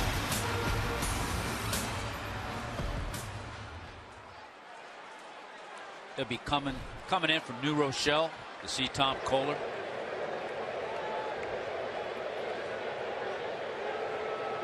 Well, a job well done, I think, and certainly saw great improvement in the outing of Matt Latos tonight. To first, and Duda picks it up. 5 innings, he could have gone more, but with the situation of the game, down by 2, Mike Redmond kind of forced a pinch hit. But 5 strikeouts, just 1 walk, and gave up just 2 runs. So, boy, you've seen improvement in each start, and that's a good sign. You saw Reed Brignac with the pinch hit appearance. 5 innings, 6 hits, the 2 runs. Now Gordon is up. If you're just joining us, D. Gordon has 2 hits. He's 2 for 2. If this game took place 2 years ago, he's 0 for 2. That's a great point. Because ask D. Gordon after the game about replay. Actually, he's 1 for 2. That's my bad. Because remember, the first one he was called safe. The Mets challenge, they lost that challenge. The next one he was called out, Marlins challenge, he got the hit. So he'd be 1 for 2. But his at-bats have taken almost, about 6 minutes? 3 with the 2 challenges? Yeah, the one was 3, the first challenge, second challenge over almost 4. So, yes, almost 7 minutes. Just think how, it's amazing. Almost 7 minutes, and it takes him less than 4 seconds to go from home to first.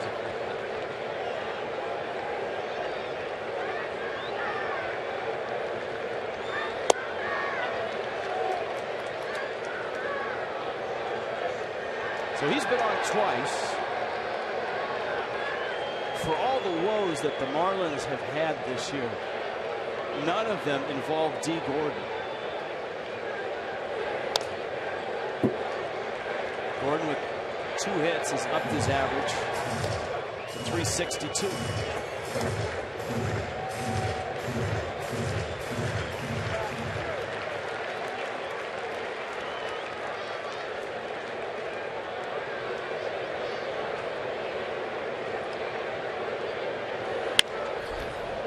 Liner to left, and it's in for a hit. Michael Kadire picks it up. Well, D. Gordon has been the Marlins offense tonight. That was well struck. Another good AB.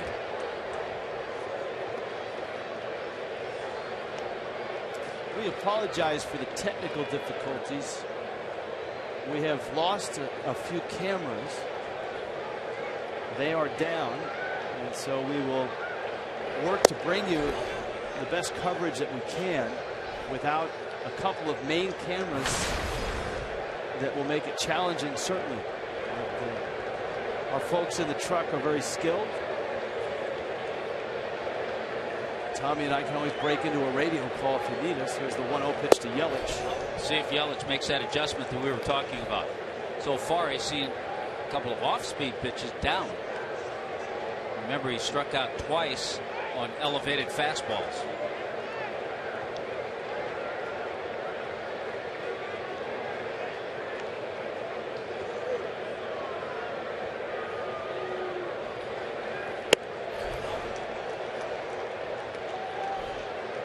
DeGrom misses up, and the Marlins are a ball away from getting a pair of runners on before Giancarlo Stanton stands in.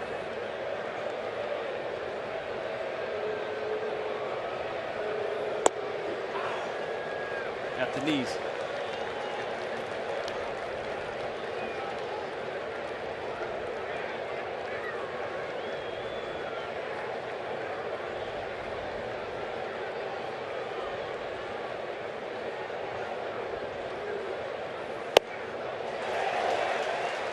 All right, you've seen the two at bats previous. DeGrom has gone one place to get the two strikeouts. He's going to go there again.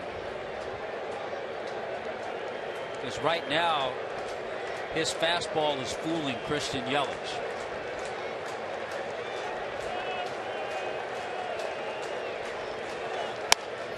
Yelich bounces it into center. Gordon was not running, and for some reason, Murphy broke to second.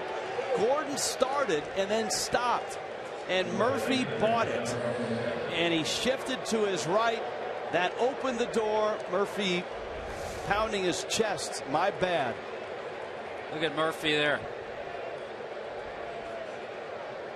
And the other thing about the pitch, he did get the fastball, but DeGrom didn't get it up. It was more in the wheelhouse of Christian Yelich. So sometimes a little fake, a little anticipation. Murphy thought Gordon was going. He didn't. And he probably would have caught that ground ball had he stayed his ground. So it's Stanton and DeGrom. Our Toyota trend. Last 5 games against the Mets.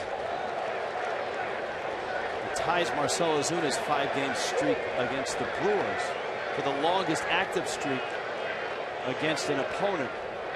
It ties the all-time record against the Mets. Quite honestly, the Marlins will take a garden variety single here. Absolutely. A lot of people asked with Giancarlo breaking Dan Uggla's club mark of 154 home runs, how many games it was done in. Uggla, it took 776 games to hit his 154. 1-0 pitch. Stanton 155 in 644 games, so about 130 games less. That really puts it in perspective. 2-0.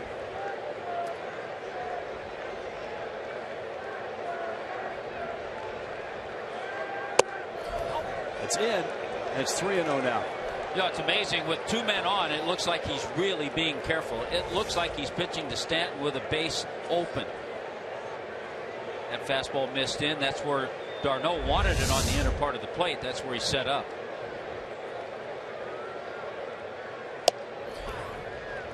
There's a strike, and it's 3-1.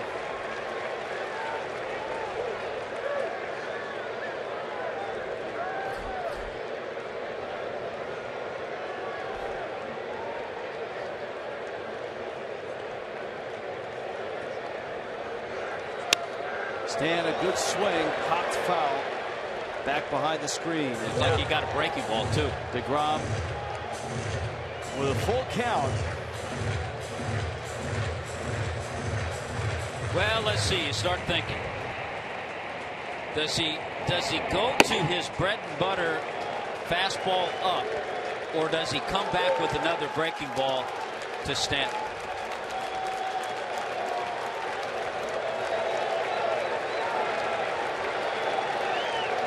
First and second, one out. 3-2. Got in. Fastball that rides in. He bore that fastball down and in. Kept it middle of the plate. Just ran it in. Probably off the plate. Darno sets up. Fastball in. It is. And look how far off the plate it is. But Stanton just couldn't lay off of it.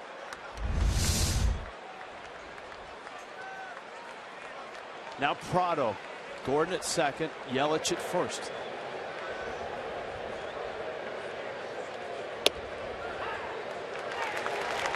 And DeGrom starts with a strike.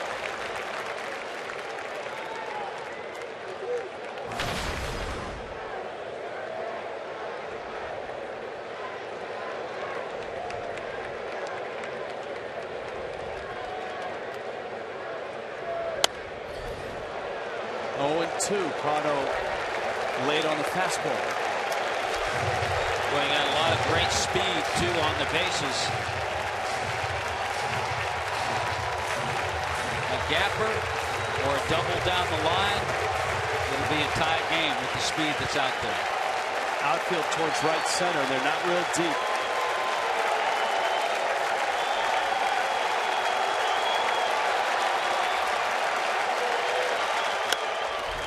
Fastball up, popped up.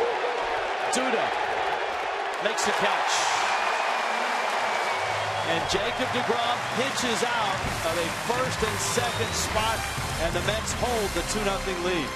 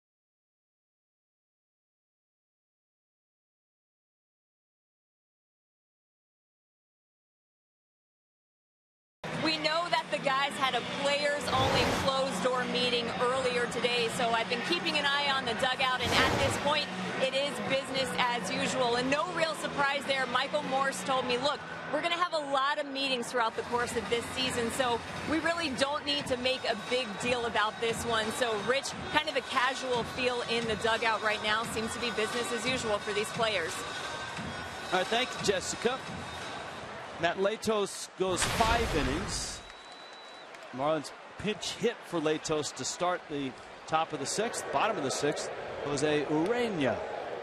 is in. You can see Ureña's numbers in his minor league career. Well, we saw the 23-year-old make his debut in Atlanta and look very calm, threw the ball extremely well. He's come up the Marlins minor league system. He has been steady. He's thrown the ball well. Kadire to deep center, over the head of Ozuna, off the wall, still in play. Kadire settles for a double. That was a bolt. 7-game hitting streak for Michael Kadire. And now 12 in a row against the Marlins. He had struck out his previous 2 times. He was handled by Matt Latos pretty well. But this ball, there's an example of a veteran hitter. He's never seen Ureña before. And in his mind, he probably said, okay, he's going to start me with a fastball. I'm going to be ready for it and put a good swing on it. And he certainly did.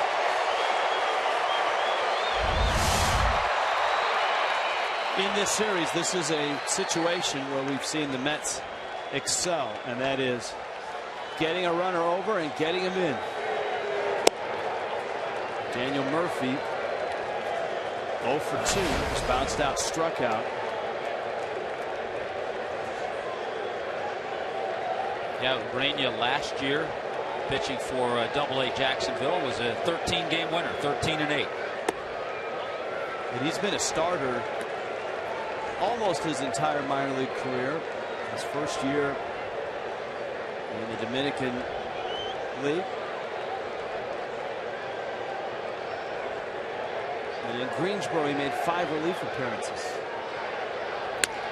Up the middle, Echeverria to his left, behind the bag. Gets the out. Well, once again, and a couple of times in that situation, it's been Daniel Murphy, the hitter.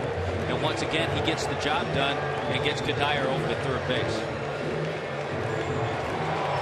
Now Eric Campbell, infield will come in. And that's really something that shows me when you're all in for your team. There's a guy hitting in the 160s. He's off to a poor start, but he's sacrificing himself to get the runner over to third. Campbell's been on base twice. He's singled and walks. Ureña throws strike 1, and it's 0-1.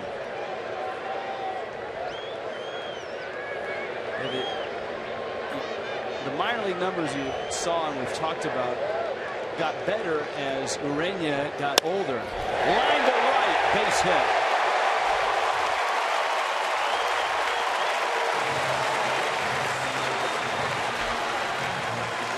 Get him over, get him in. The Mets have done it quite well here in these 3 games. Some might say, well, he would have probably scored if he were at second. But I tell you what, first of all, he might not have because the ball was hit hard.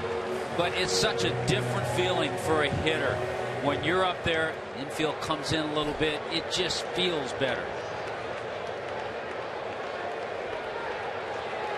Now Legatus.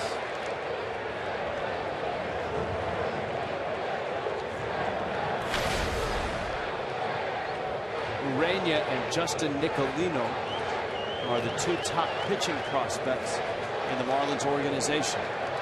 Nicolino, the lefty. He arrived in the flurry of activity that the Marlins made after that 2012 season.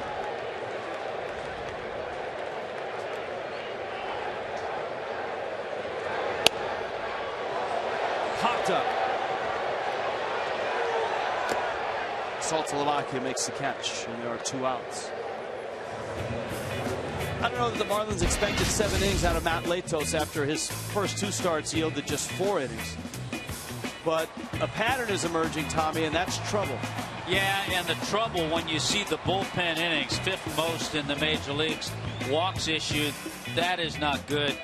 But all those innings, all the pitches thrown by the bullpen, come June, it's going to be a ragged pen, and something's going to have to be done about it. One of the guys off limits tonight is Sam Dyson because he's been used so much, especially in the first 2 games of this series. And so Ureña, kind of a long guy here. If he pitches well, he may end up going multiple innings, depending on when his spot comes up. And Flores belts one to left. That's deep. It's gone.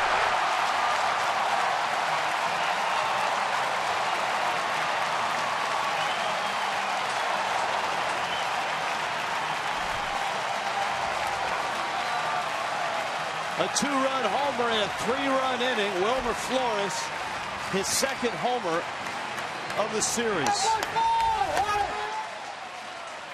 See what pitch he gets. Fastball middle in. I'm actually still amazed at a guy who against everybody else is about a 220 hitter. It's his 4th career home run against the Marlins in 12 games, and he's hitting over 350 against the Fish. DeGrom up the middle. Gordon has it. Inning over, but not before the Mets greet Jose Urena with 3 runs on 3 hits and another Wilmer Flores home run.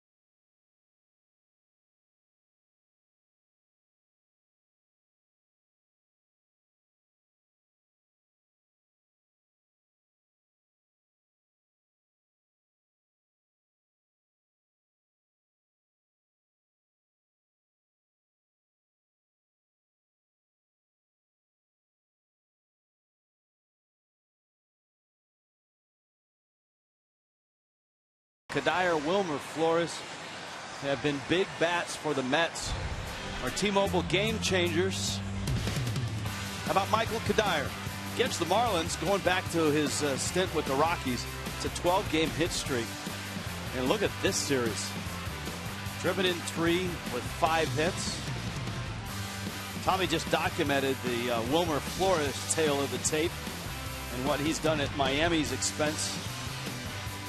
So your T-Mobile game changer, Michael Kadire. Well, you think about it this way, too. They're doing it without David Wright, and Curtis Granderson's 0 for 10 in the series. I mean, Curtis Granderson's hitting $140 right now. And the Mets, with a 5-0 lead, can smell their 7th straight win right now. Right now, too, Jacob deGrom carries a 17 1/3 inning scoreless streak with him as he starts this 7th inning.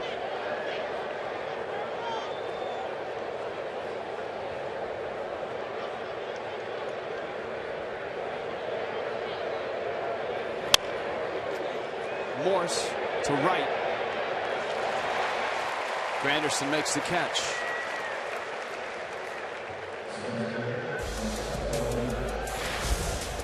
Bring your group to Marlins Park. All kinds of stuff to do. If it's a meeting, networking, any type of reception, birthdays, bar mitzvahs, you got it. VIP hospitality and suites available. And you can customize your hospitality event with food and beverage. Maybe Tommy Hutton come down for a meet and greet and go over the hook slide or something like that. Be happy to do that. Ozuna swings and misses. Marcell Ozuna's in a real rut right now. He is 0 for his last 13. with 9 strikeouts. But he breaks it with a cracking single into left.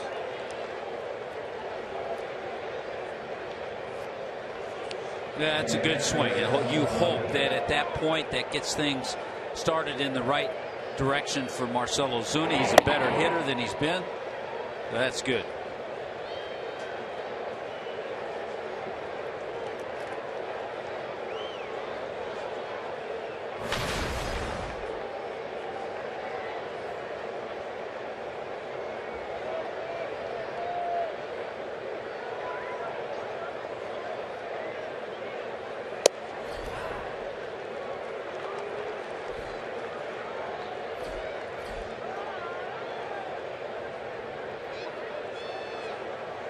Told you too, DeGrom's ERA, which is going down in 11 starts here at Citi Field coming into this game, was 1.56.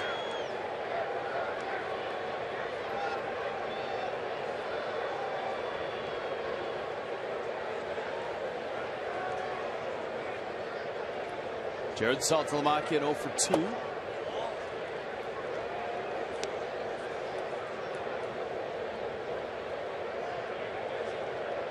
Calvary Christian Academy before headed on to Stetson.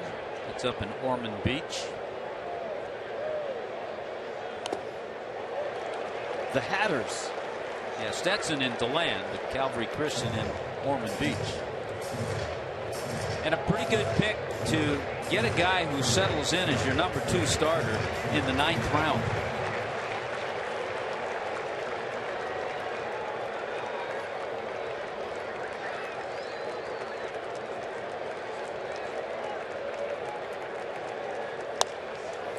That one off of Kadire, picked up by Murphy. Kadire's back at first, and the shift captures Jared Saltalamacchia right in its jaws. Not too often. 3-4-3. Yeah, not too often do you see that and put it in your scorecard. 3-4-3.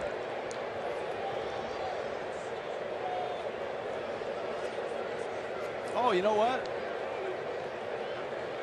It was actually Eric Campbell who was over in that shift, and so we're being told it's 3-5-3. But see, if I put, this is how people have asked how you do this. If I put 3-5-3 in my book, that would totally confuse me in a couple weeks. You'd think, maybe tomorrow. You would think the ball would ricochet across the diamond, yeah, and then he'd throw him out. So I'll keep it at 3-4-3. Does that make sense? Yeah. Essentially, people keep score so they can look and see what happened.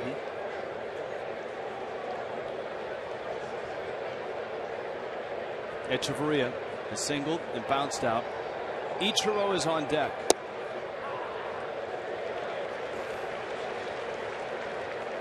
DeGrom approaching 100 pitches. You would think this early in the year this would probably be his last inning, but you never know.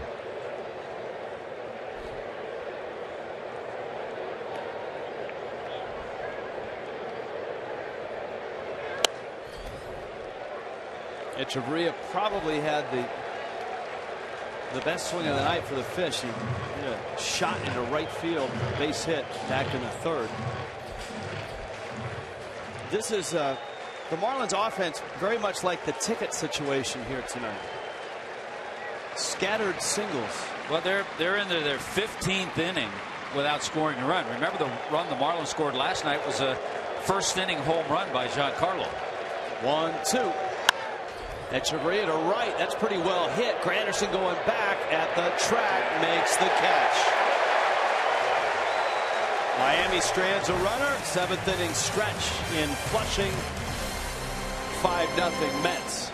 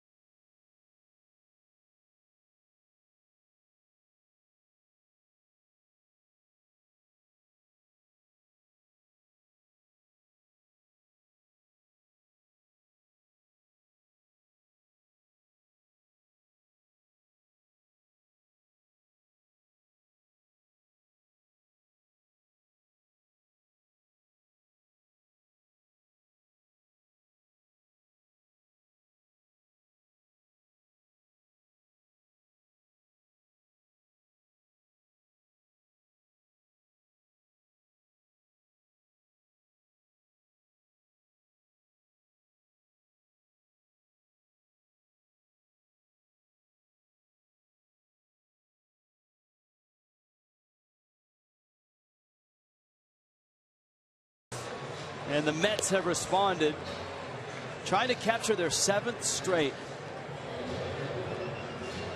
Fireworks after the game and a 5-0 New York lead in the bottom of the 7th.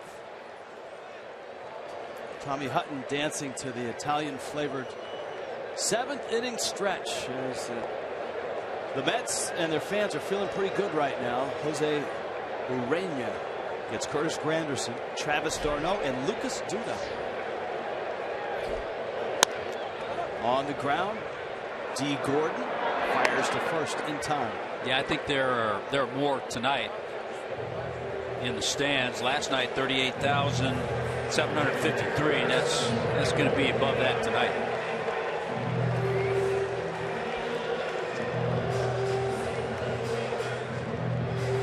Here comes d'Arnaud.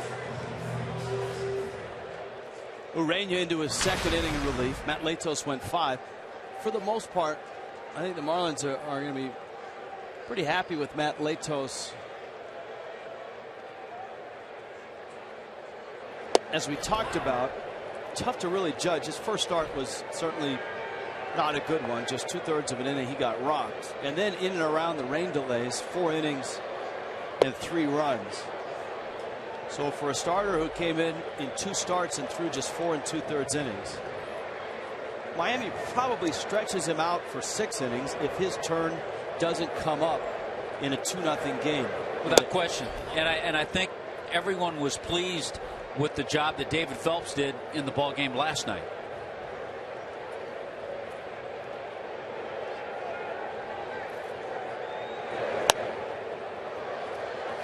Foul back. Phelps in last night's ball game, 4 2/3 innings. Remember, he'd been in the bullpen since starting in spring. A hit, a run. So he'd like to build on that, stretch it out with each start after. So a good way to begin it last night.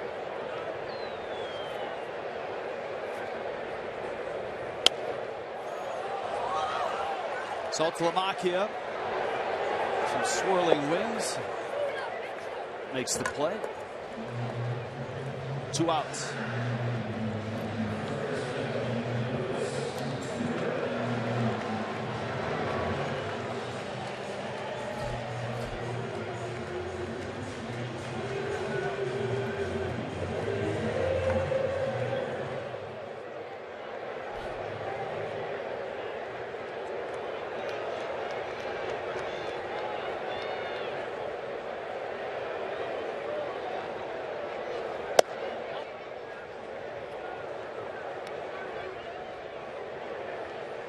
Duda doubled in the first. He's had a rather large series, 5 for 11 with 2 doubles. Buddy Carlisle in the bullpen, joining the left-hander.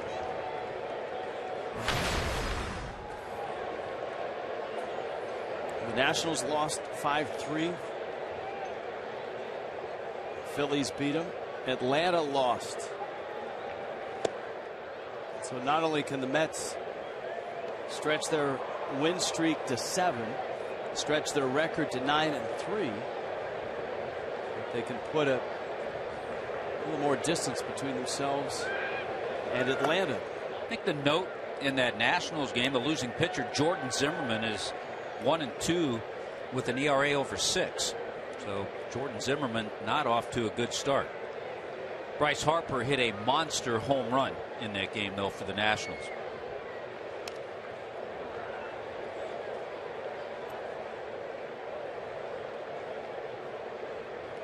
Zimmerman, though, is off to a better start than Kyle Loesch, who gave up 6 runs, 6 innings, and ERA over 10 now for Loesch, as the Pirates are beating the Brewers 6-1.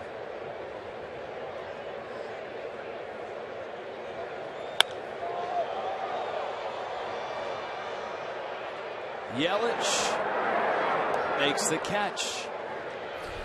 7 innings have passed, and it's all Mets tonight.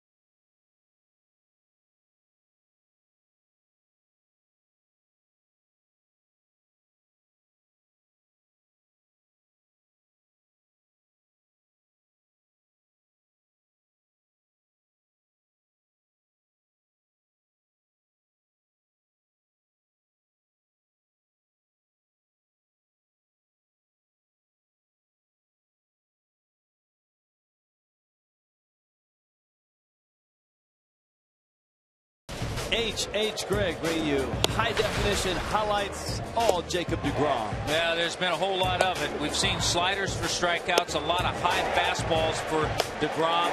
8 strikeouts in the ball game for the 26-year-old right-hander. 7 innings, allowed 6 hits, no runs, and did not walk a batter. Impressive night for the Met righty Jacob deGrom. Sean Gilmartin arrives on the scene. Gilmartin, a former first-round pick of the Atlanta Braves,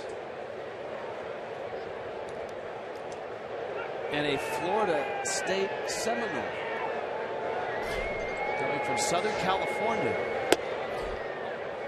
Boy, what an interesting path as you see Jeff Baker standing in. Baker gets the pinch hitting call here in the 8th. They hit a kid from Southern Cal. You think of Long Beach State, maybe Pepperdine, maybe USC or UCLA. Or oftentimes you see a kid from Southern California or even Northern California go to Miami. A Ryan Braun type.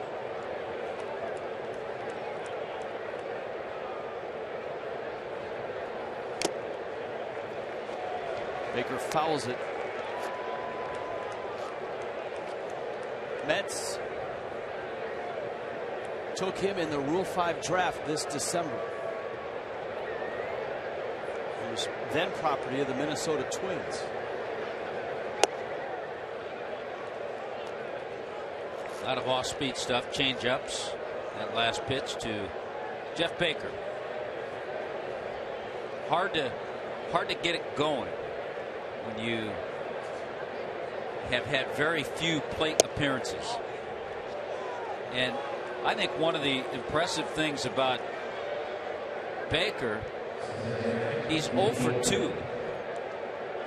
But that's his 3rd walk. And so when you don't get a lot of plate appearances, it's hard to zone in on the strike zone, but he's been pretty good and he's drawn 3 walks.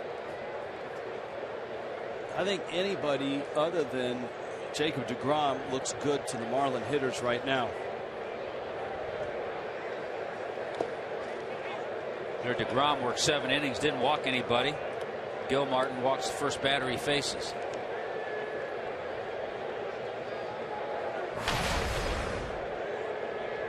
But I would imagine he's just in here for Gordon and then Yelich.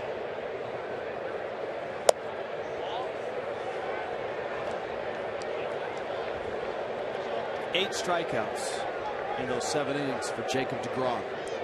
His earned run average is 0.93.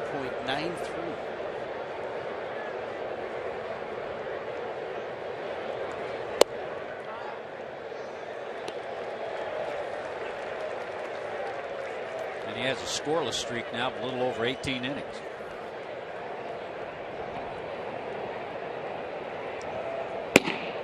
Buddy Carlisle in the bullpen. Gordon, another line drive. This one's going to get in the gap. This one's going to the wall. Baker racing for 3rd, and they will send him. Bake's not stopping, and he scores. Boy, have a night, D. Gordon. 4th base hit. Line drive double. D. Gordon has actually driven in 7 runs this year. And getting this one off the left-hander, and with the outfield playing shallow the way they do with Gordon up there, you get one in the gap that has a little zip on it, it's going to find its way all the way to the wall. And that allowed Baker to score.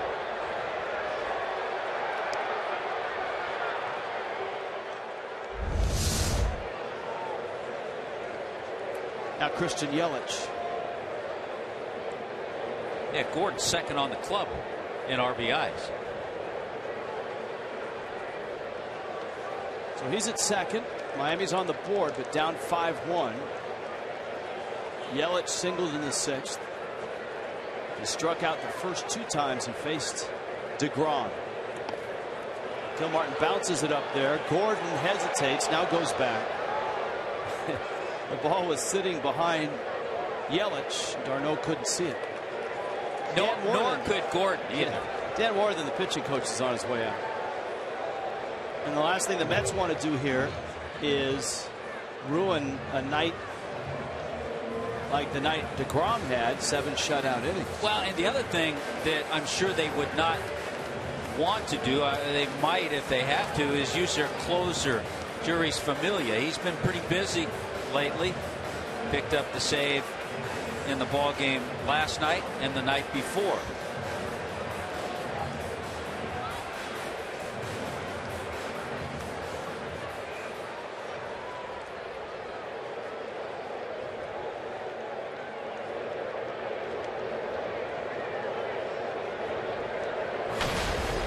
Want to know the count to Yelich.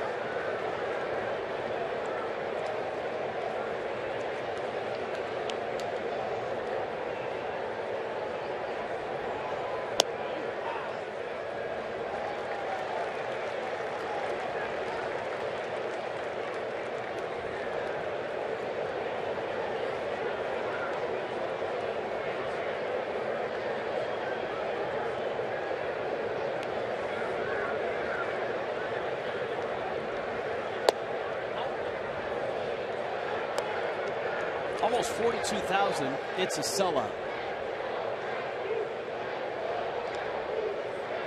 I believe I heard second sellout of the year. And Tommy's favorite dog barking hot dog vendor is below us. Always gets your attention. Normally it's easy to hear him here, but with a sellout crowd, there he is. Yeah, we've had some nights here where early in the year there hadn't been a whole lot of people. And yeah, he's very easy to pick out.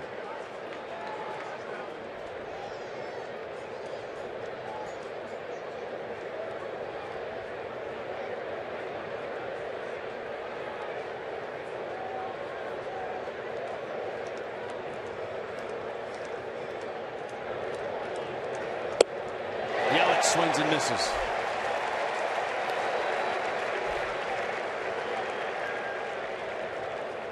It's not often you see Christian Yelich strike out 3 times in a game, but he does that tonight. Terry Collins is out. Pitch and change coming up. Buddy Carlisle is already on his way in. Start the clock. West Kendall Toyota call to the bullpen.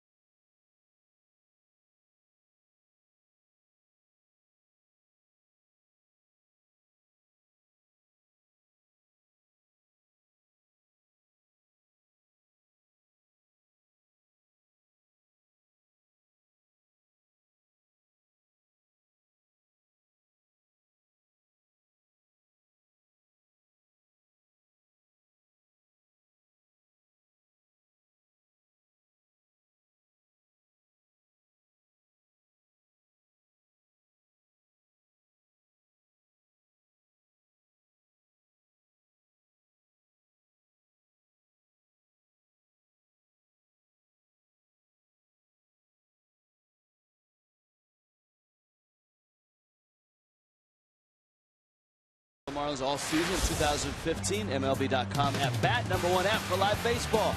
At bat, up to the moment, in-game highlights, look-ins, reviews, replay reviews. MLB.com at bat, your smartphone or your tablet. This is Buddy Carlisle, who has been around. He finds himself in the Mets bullpen, and that's as close as Stanton has come to wearing one. That pitch up and in.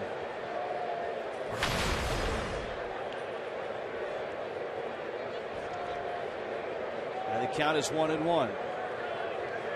Stanton continuing to wear the face mask against right-handers. Carlisle misses out. Buddy Carlisle, Rich, is 37 years old. He's in his 20th year as a professional. And he's never had a complete full year at the major league level. Been with many different organizations.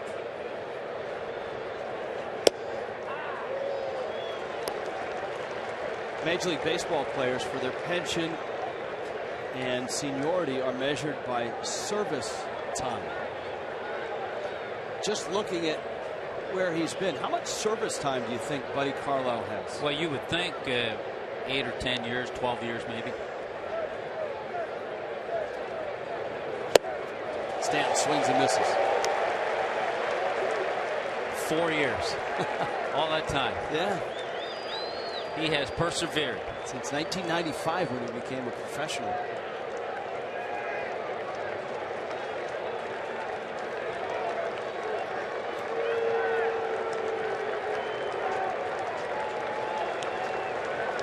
Stanton with a count 2-2. Swing and a miss. And he strikes out. Frustrating night for Stanton. 0 for 4 with 3 strikeouts. And here is Prado.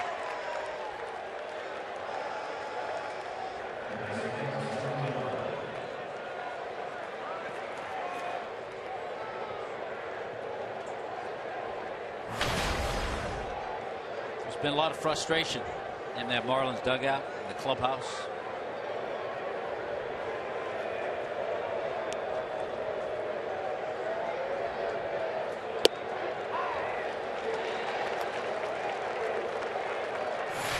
And of course, the Marlins are facing Matt Harvey tomorrow, having dropped the first 2 of this series and trail here 5-1 in the 8th.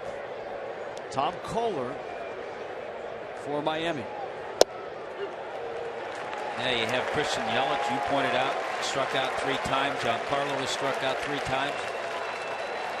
And you get Matt Harvey tomorrow.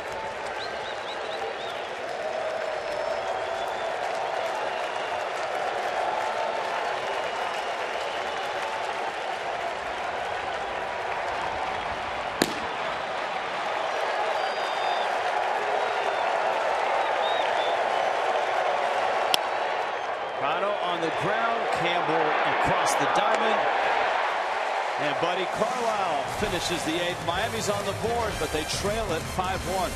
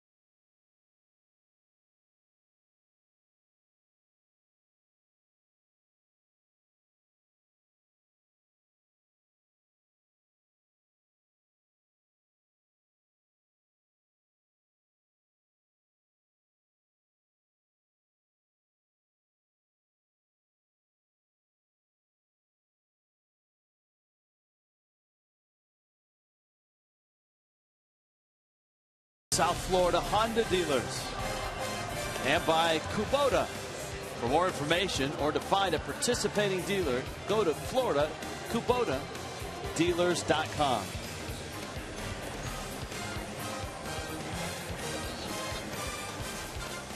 Just a great shot of Manhattan.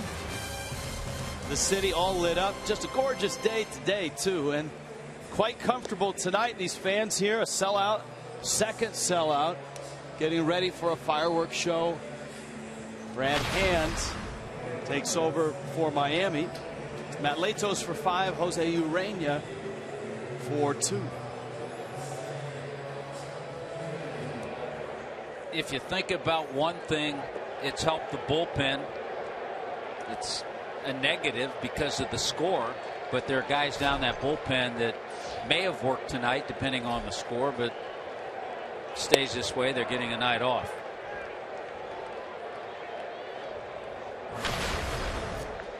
Kadire struck out twice, doubled. A pair of Met home runs. Travis d'Arnaud, his second of the season. Wilmer Flores, his second of the series.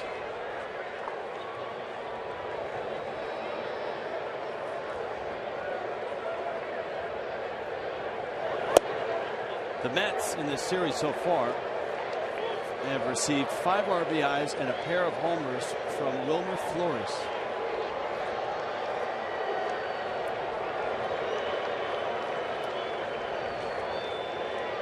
Here comes a 2-1.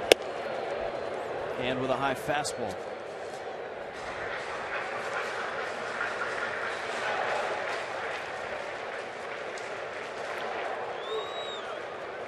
Carlos Torres.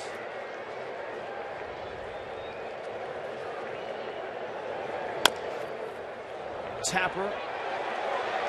And that's going to be a base hit for Kadire, who has done a little bit of everything in this series, hasn't he? Driven in runs, he's moved runners. He's got 2 hits here, a 7-game hit streak. Had an infield hit like that against Sam Dyson that brought in a run.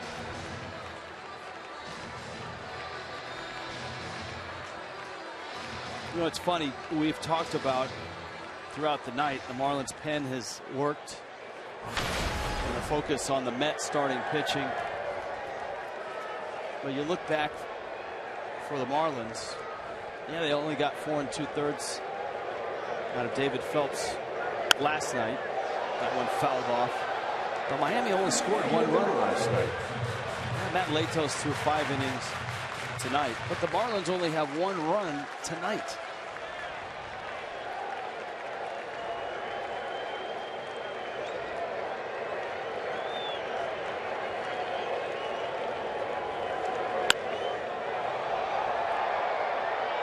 Yelich wandering back, makes the catch, and the first out here in the 8th.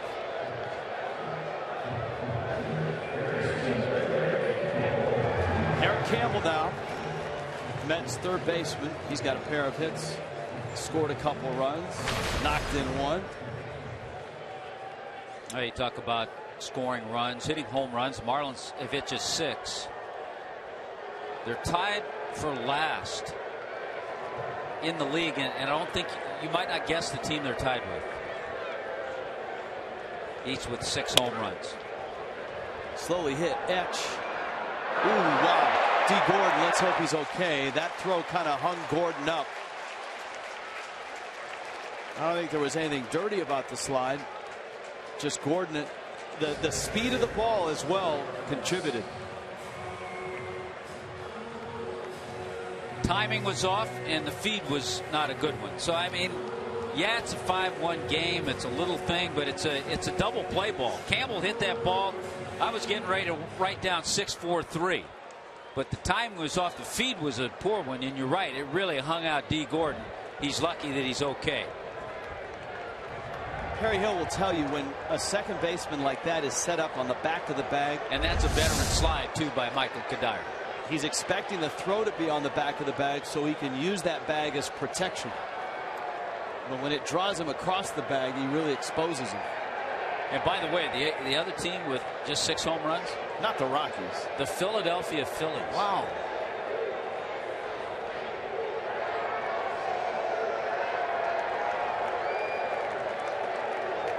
I think Chase Utley hit 2 of those in the same game the other day.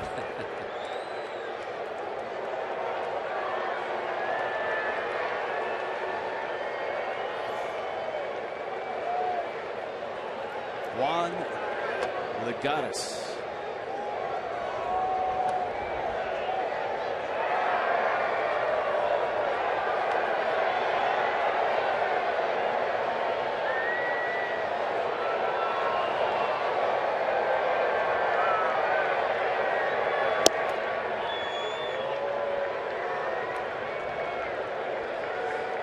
Two and 0. Rockies and Dodgers tonight. Both of those teams at 7 and 3. And they're tied 1-1 in the second at Dodger Stadium. Ball in the dirt, and it bounces back out Hand's way. Campbell moves up.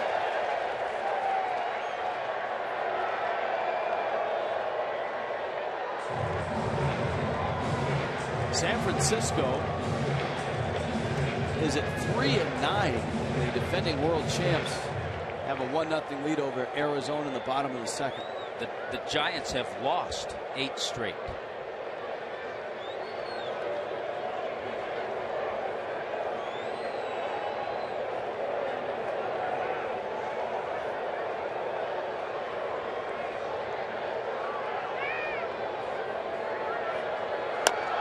Little tapper. Saltalamacchia pulls Morse off the bag, and Campbell never stopped. He'll score.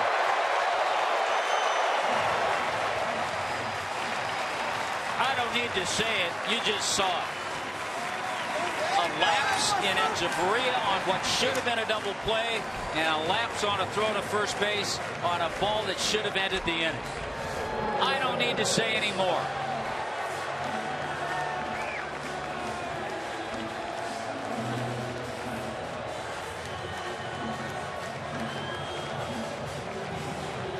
Now, in watching the replay, was Legaris inside the baseline? A little, but the throw is so wide.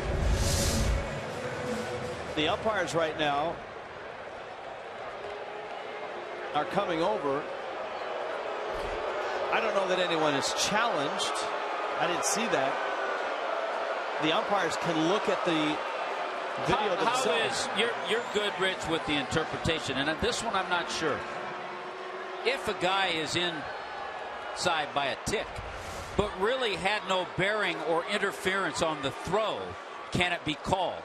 Usually it is. Because that had no bearing on the throw. And I'll tell you why, Tommy, because look how far out Saltalamacchia is. Yeah, he's got a great angle. He's got a great window and an angle to throw. Yeah, I don't think they'll call that. Or are they challenging that Morse kept his foot on the base? Which... So the Marlins are challenging. My guess is they're challenging that Morse's toe stayed on the bag. It stayed on the bag. As big as Morse is. A lot of times it appears that a first baseman comes off the bag when he actually does stay on. But he's out. He's out.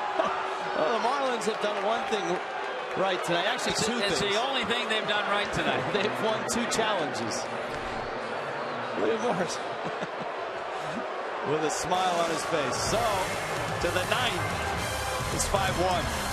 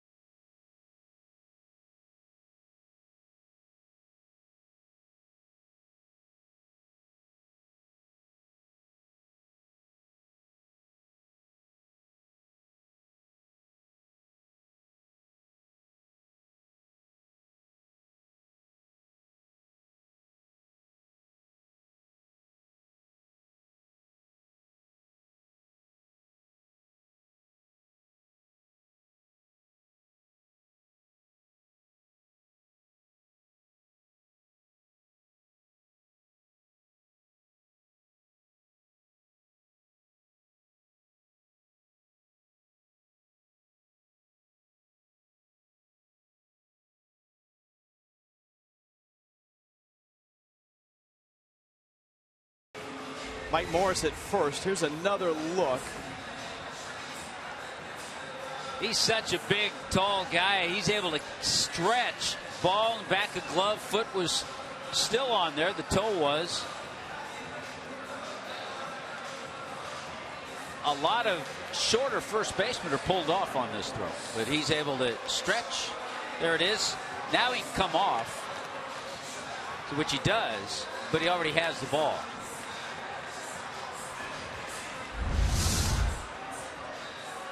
And Morse will lead it off. Couple changes for the Mets. Kurt Neuenhuis is in defensively for Michael Kadire. And on the mound, out of the bullpen, is Carlos Torres.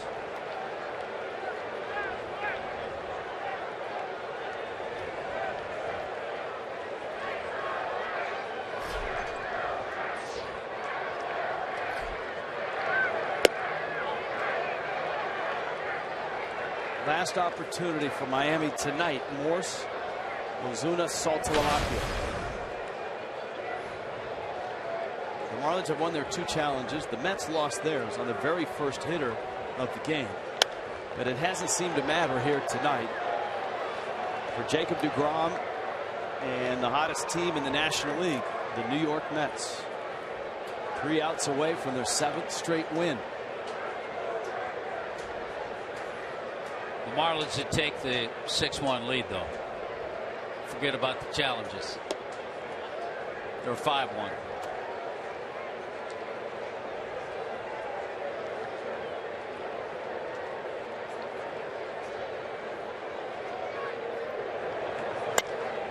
Morse sends it to center, hits it well. Lagares goes back, looking up, and it's gone.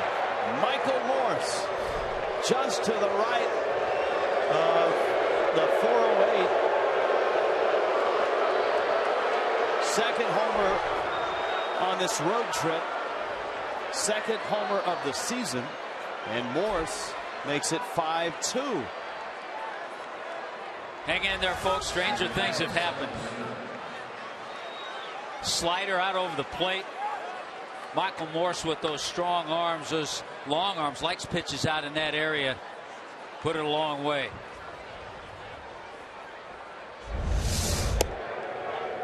Torres misses in.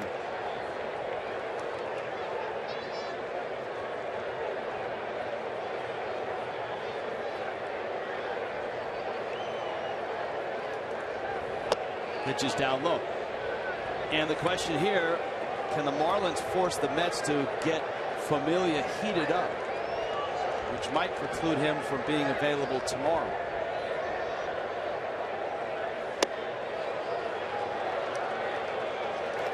Torres has gone 3-0 on Ozuna. It was 1 for 3. Base hit in the 7th was a single. Letter high strike.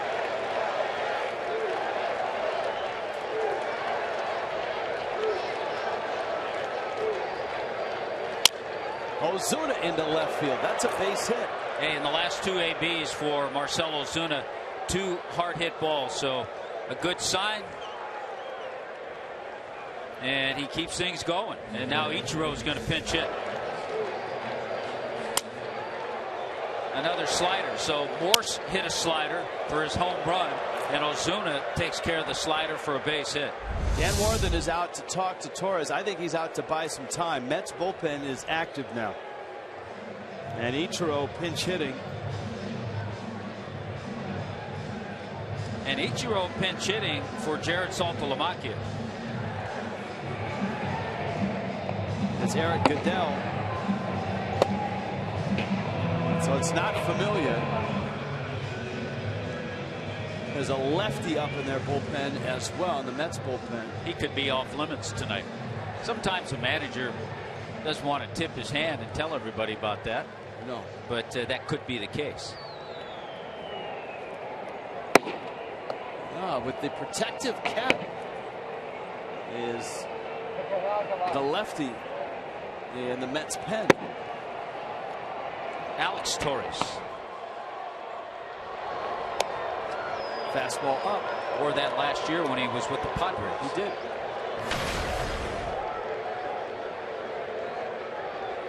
1-0 to Ichiro.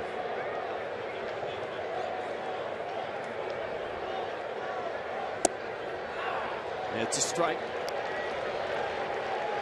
Saltalamacchia 0 for 3. And Ichiro pitch hitting for Miami's catcher.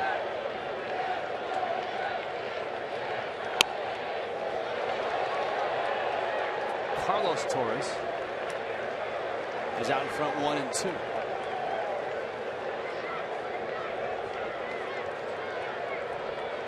So the Mets with an Alex Torres and a Carlos Torres.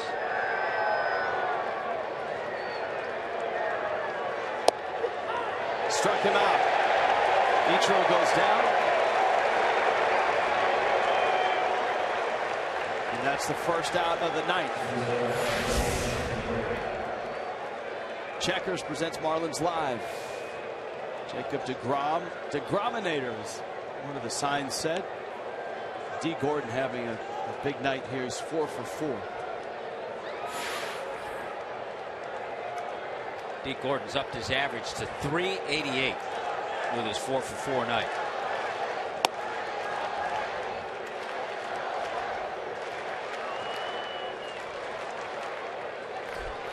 JT Realmuto is on deck at Chivarria. A single, lined out, bounced out. And he smokes one into left field for a base hit. So Miami is going to bring the tying run to the plate. And it's JT Realmuto. I don't know that he's going to face Carlos Torres, though. Torres has left a lot of sliders out there, very hittable. Good to see Etch with a couple of hits, Ozuna with a couple of hits. Well, no one's coming up the steps of the dugout.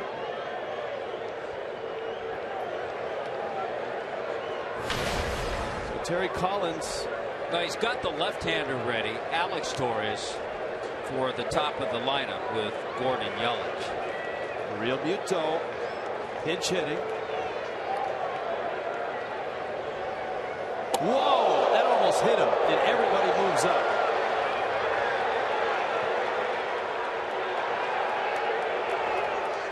A very wild pitch.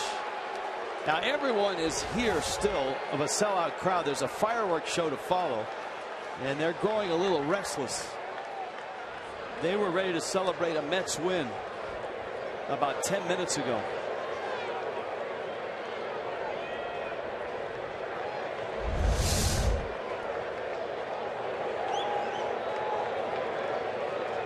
A very wild pitch.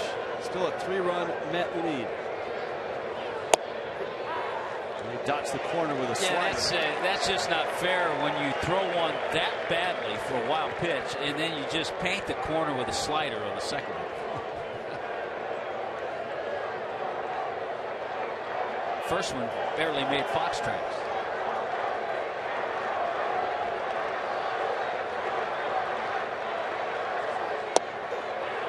There's strike 2. And then comes back with a good curveball. So he missed horribly with the fastball. He's thrown 2 good breaking balls, a slider and a curveball. Realmuto has seen everything that he has in 3 pitches. And he got him with a fastball. So Carlos Torres has a couple of strikeouts. Here's D. Gordon. Got that fastball by him, mainly because of the other pitches prior to that. Well, he's got a lefty ready in the pen. Gordon's certainly not a home run threat. I think Carlos Torres got a reprieve with the pitches he made to Realmuto.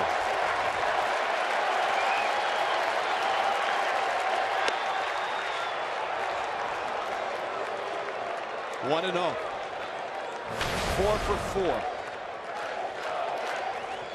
The first 2 hits, a bunt single, an infield hit, were both challenged unsuccessfully by the Mets, successfully by the Marlins. And you may be wondering if D. Gordon has ever had a 5-hit game Yes, he has, and it was against the Marlins last year.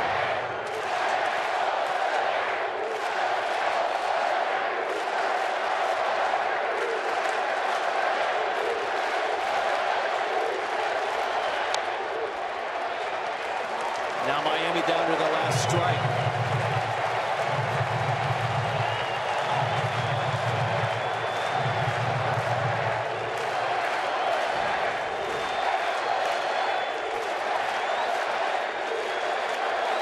Sellout crowd at Citi Field. 1-2. Gordon a liner into right. It's a base hit. Ozuna scores.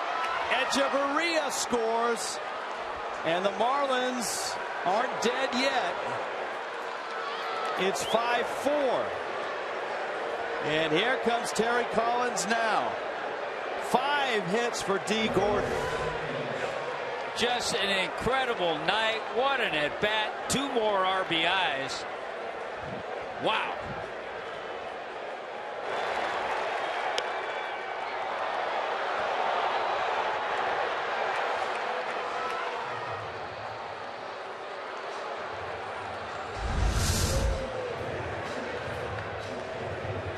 Alex Torres coming in. West Kendall Toyota called to the bullpen.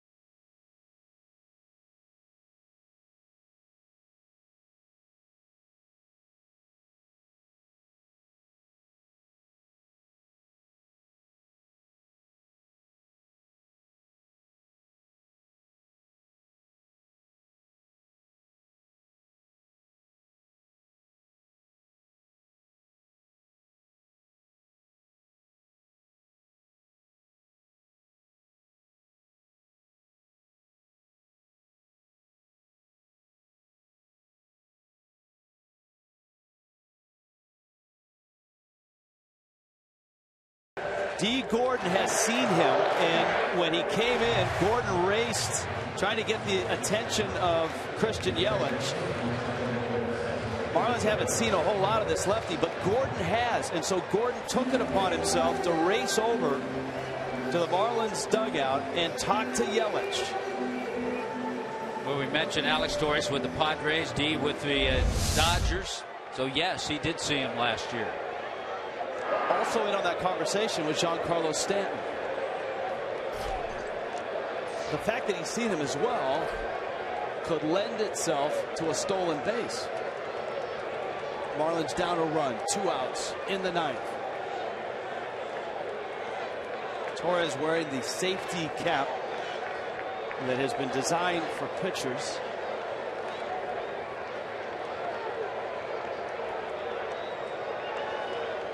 Gordon has a good lead. And Yelich takes strike 1.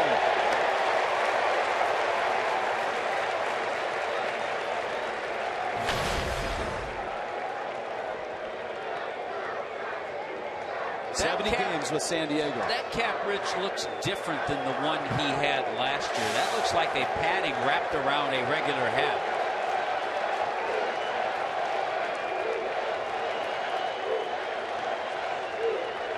Here's the 0-1. And it's a strike. One thing is for sure, he's very quick to the plate. And he's see where that pitch missed. Pitch 1 was also out of the zone. Well, he's thrown 2 balls that have been called strikes. It's been a rough night for Gary Cederstrom on both sides.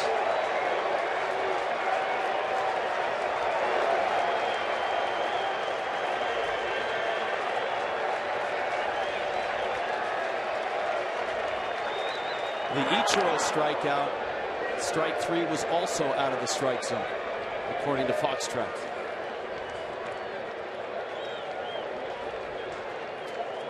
Yelich going without batting gloves.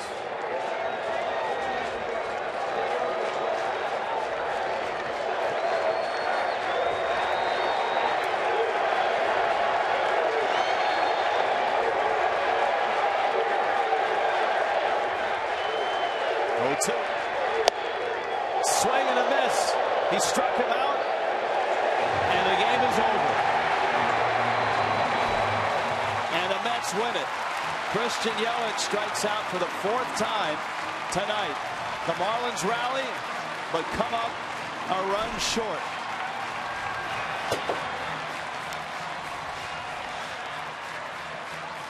Alex Torres strikes out Christian Yelich, and the Marlins rally. Dies. Marlins Live is coming up next.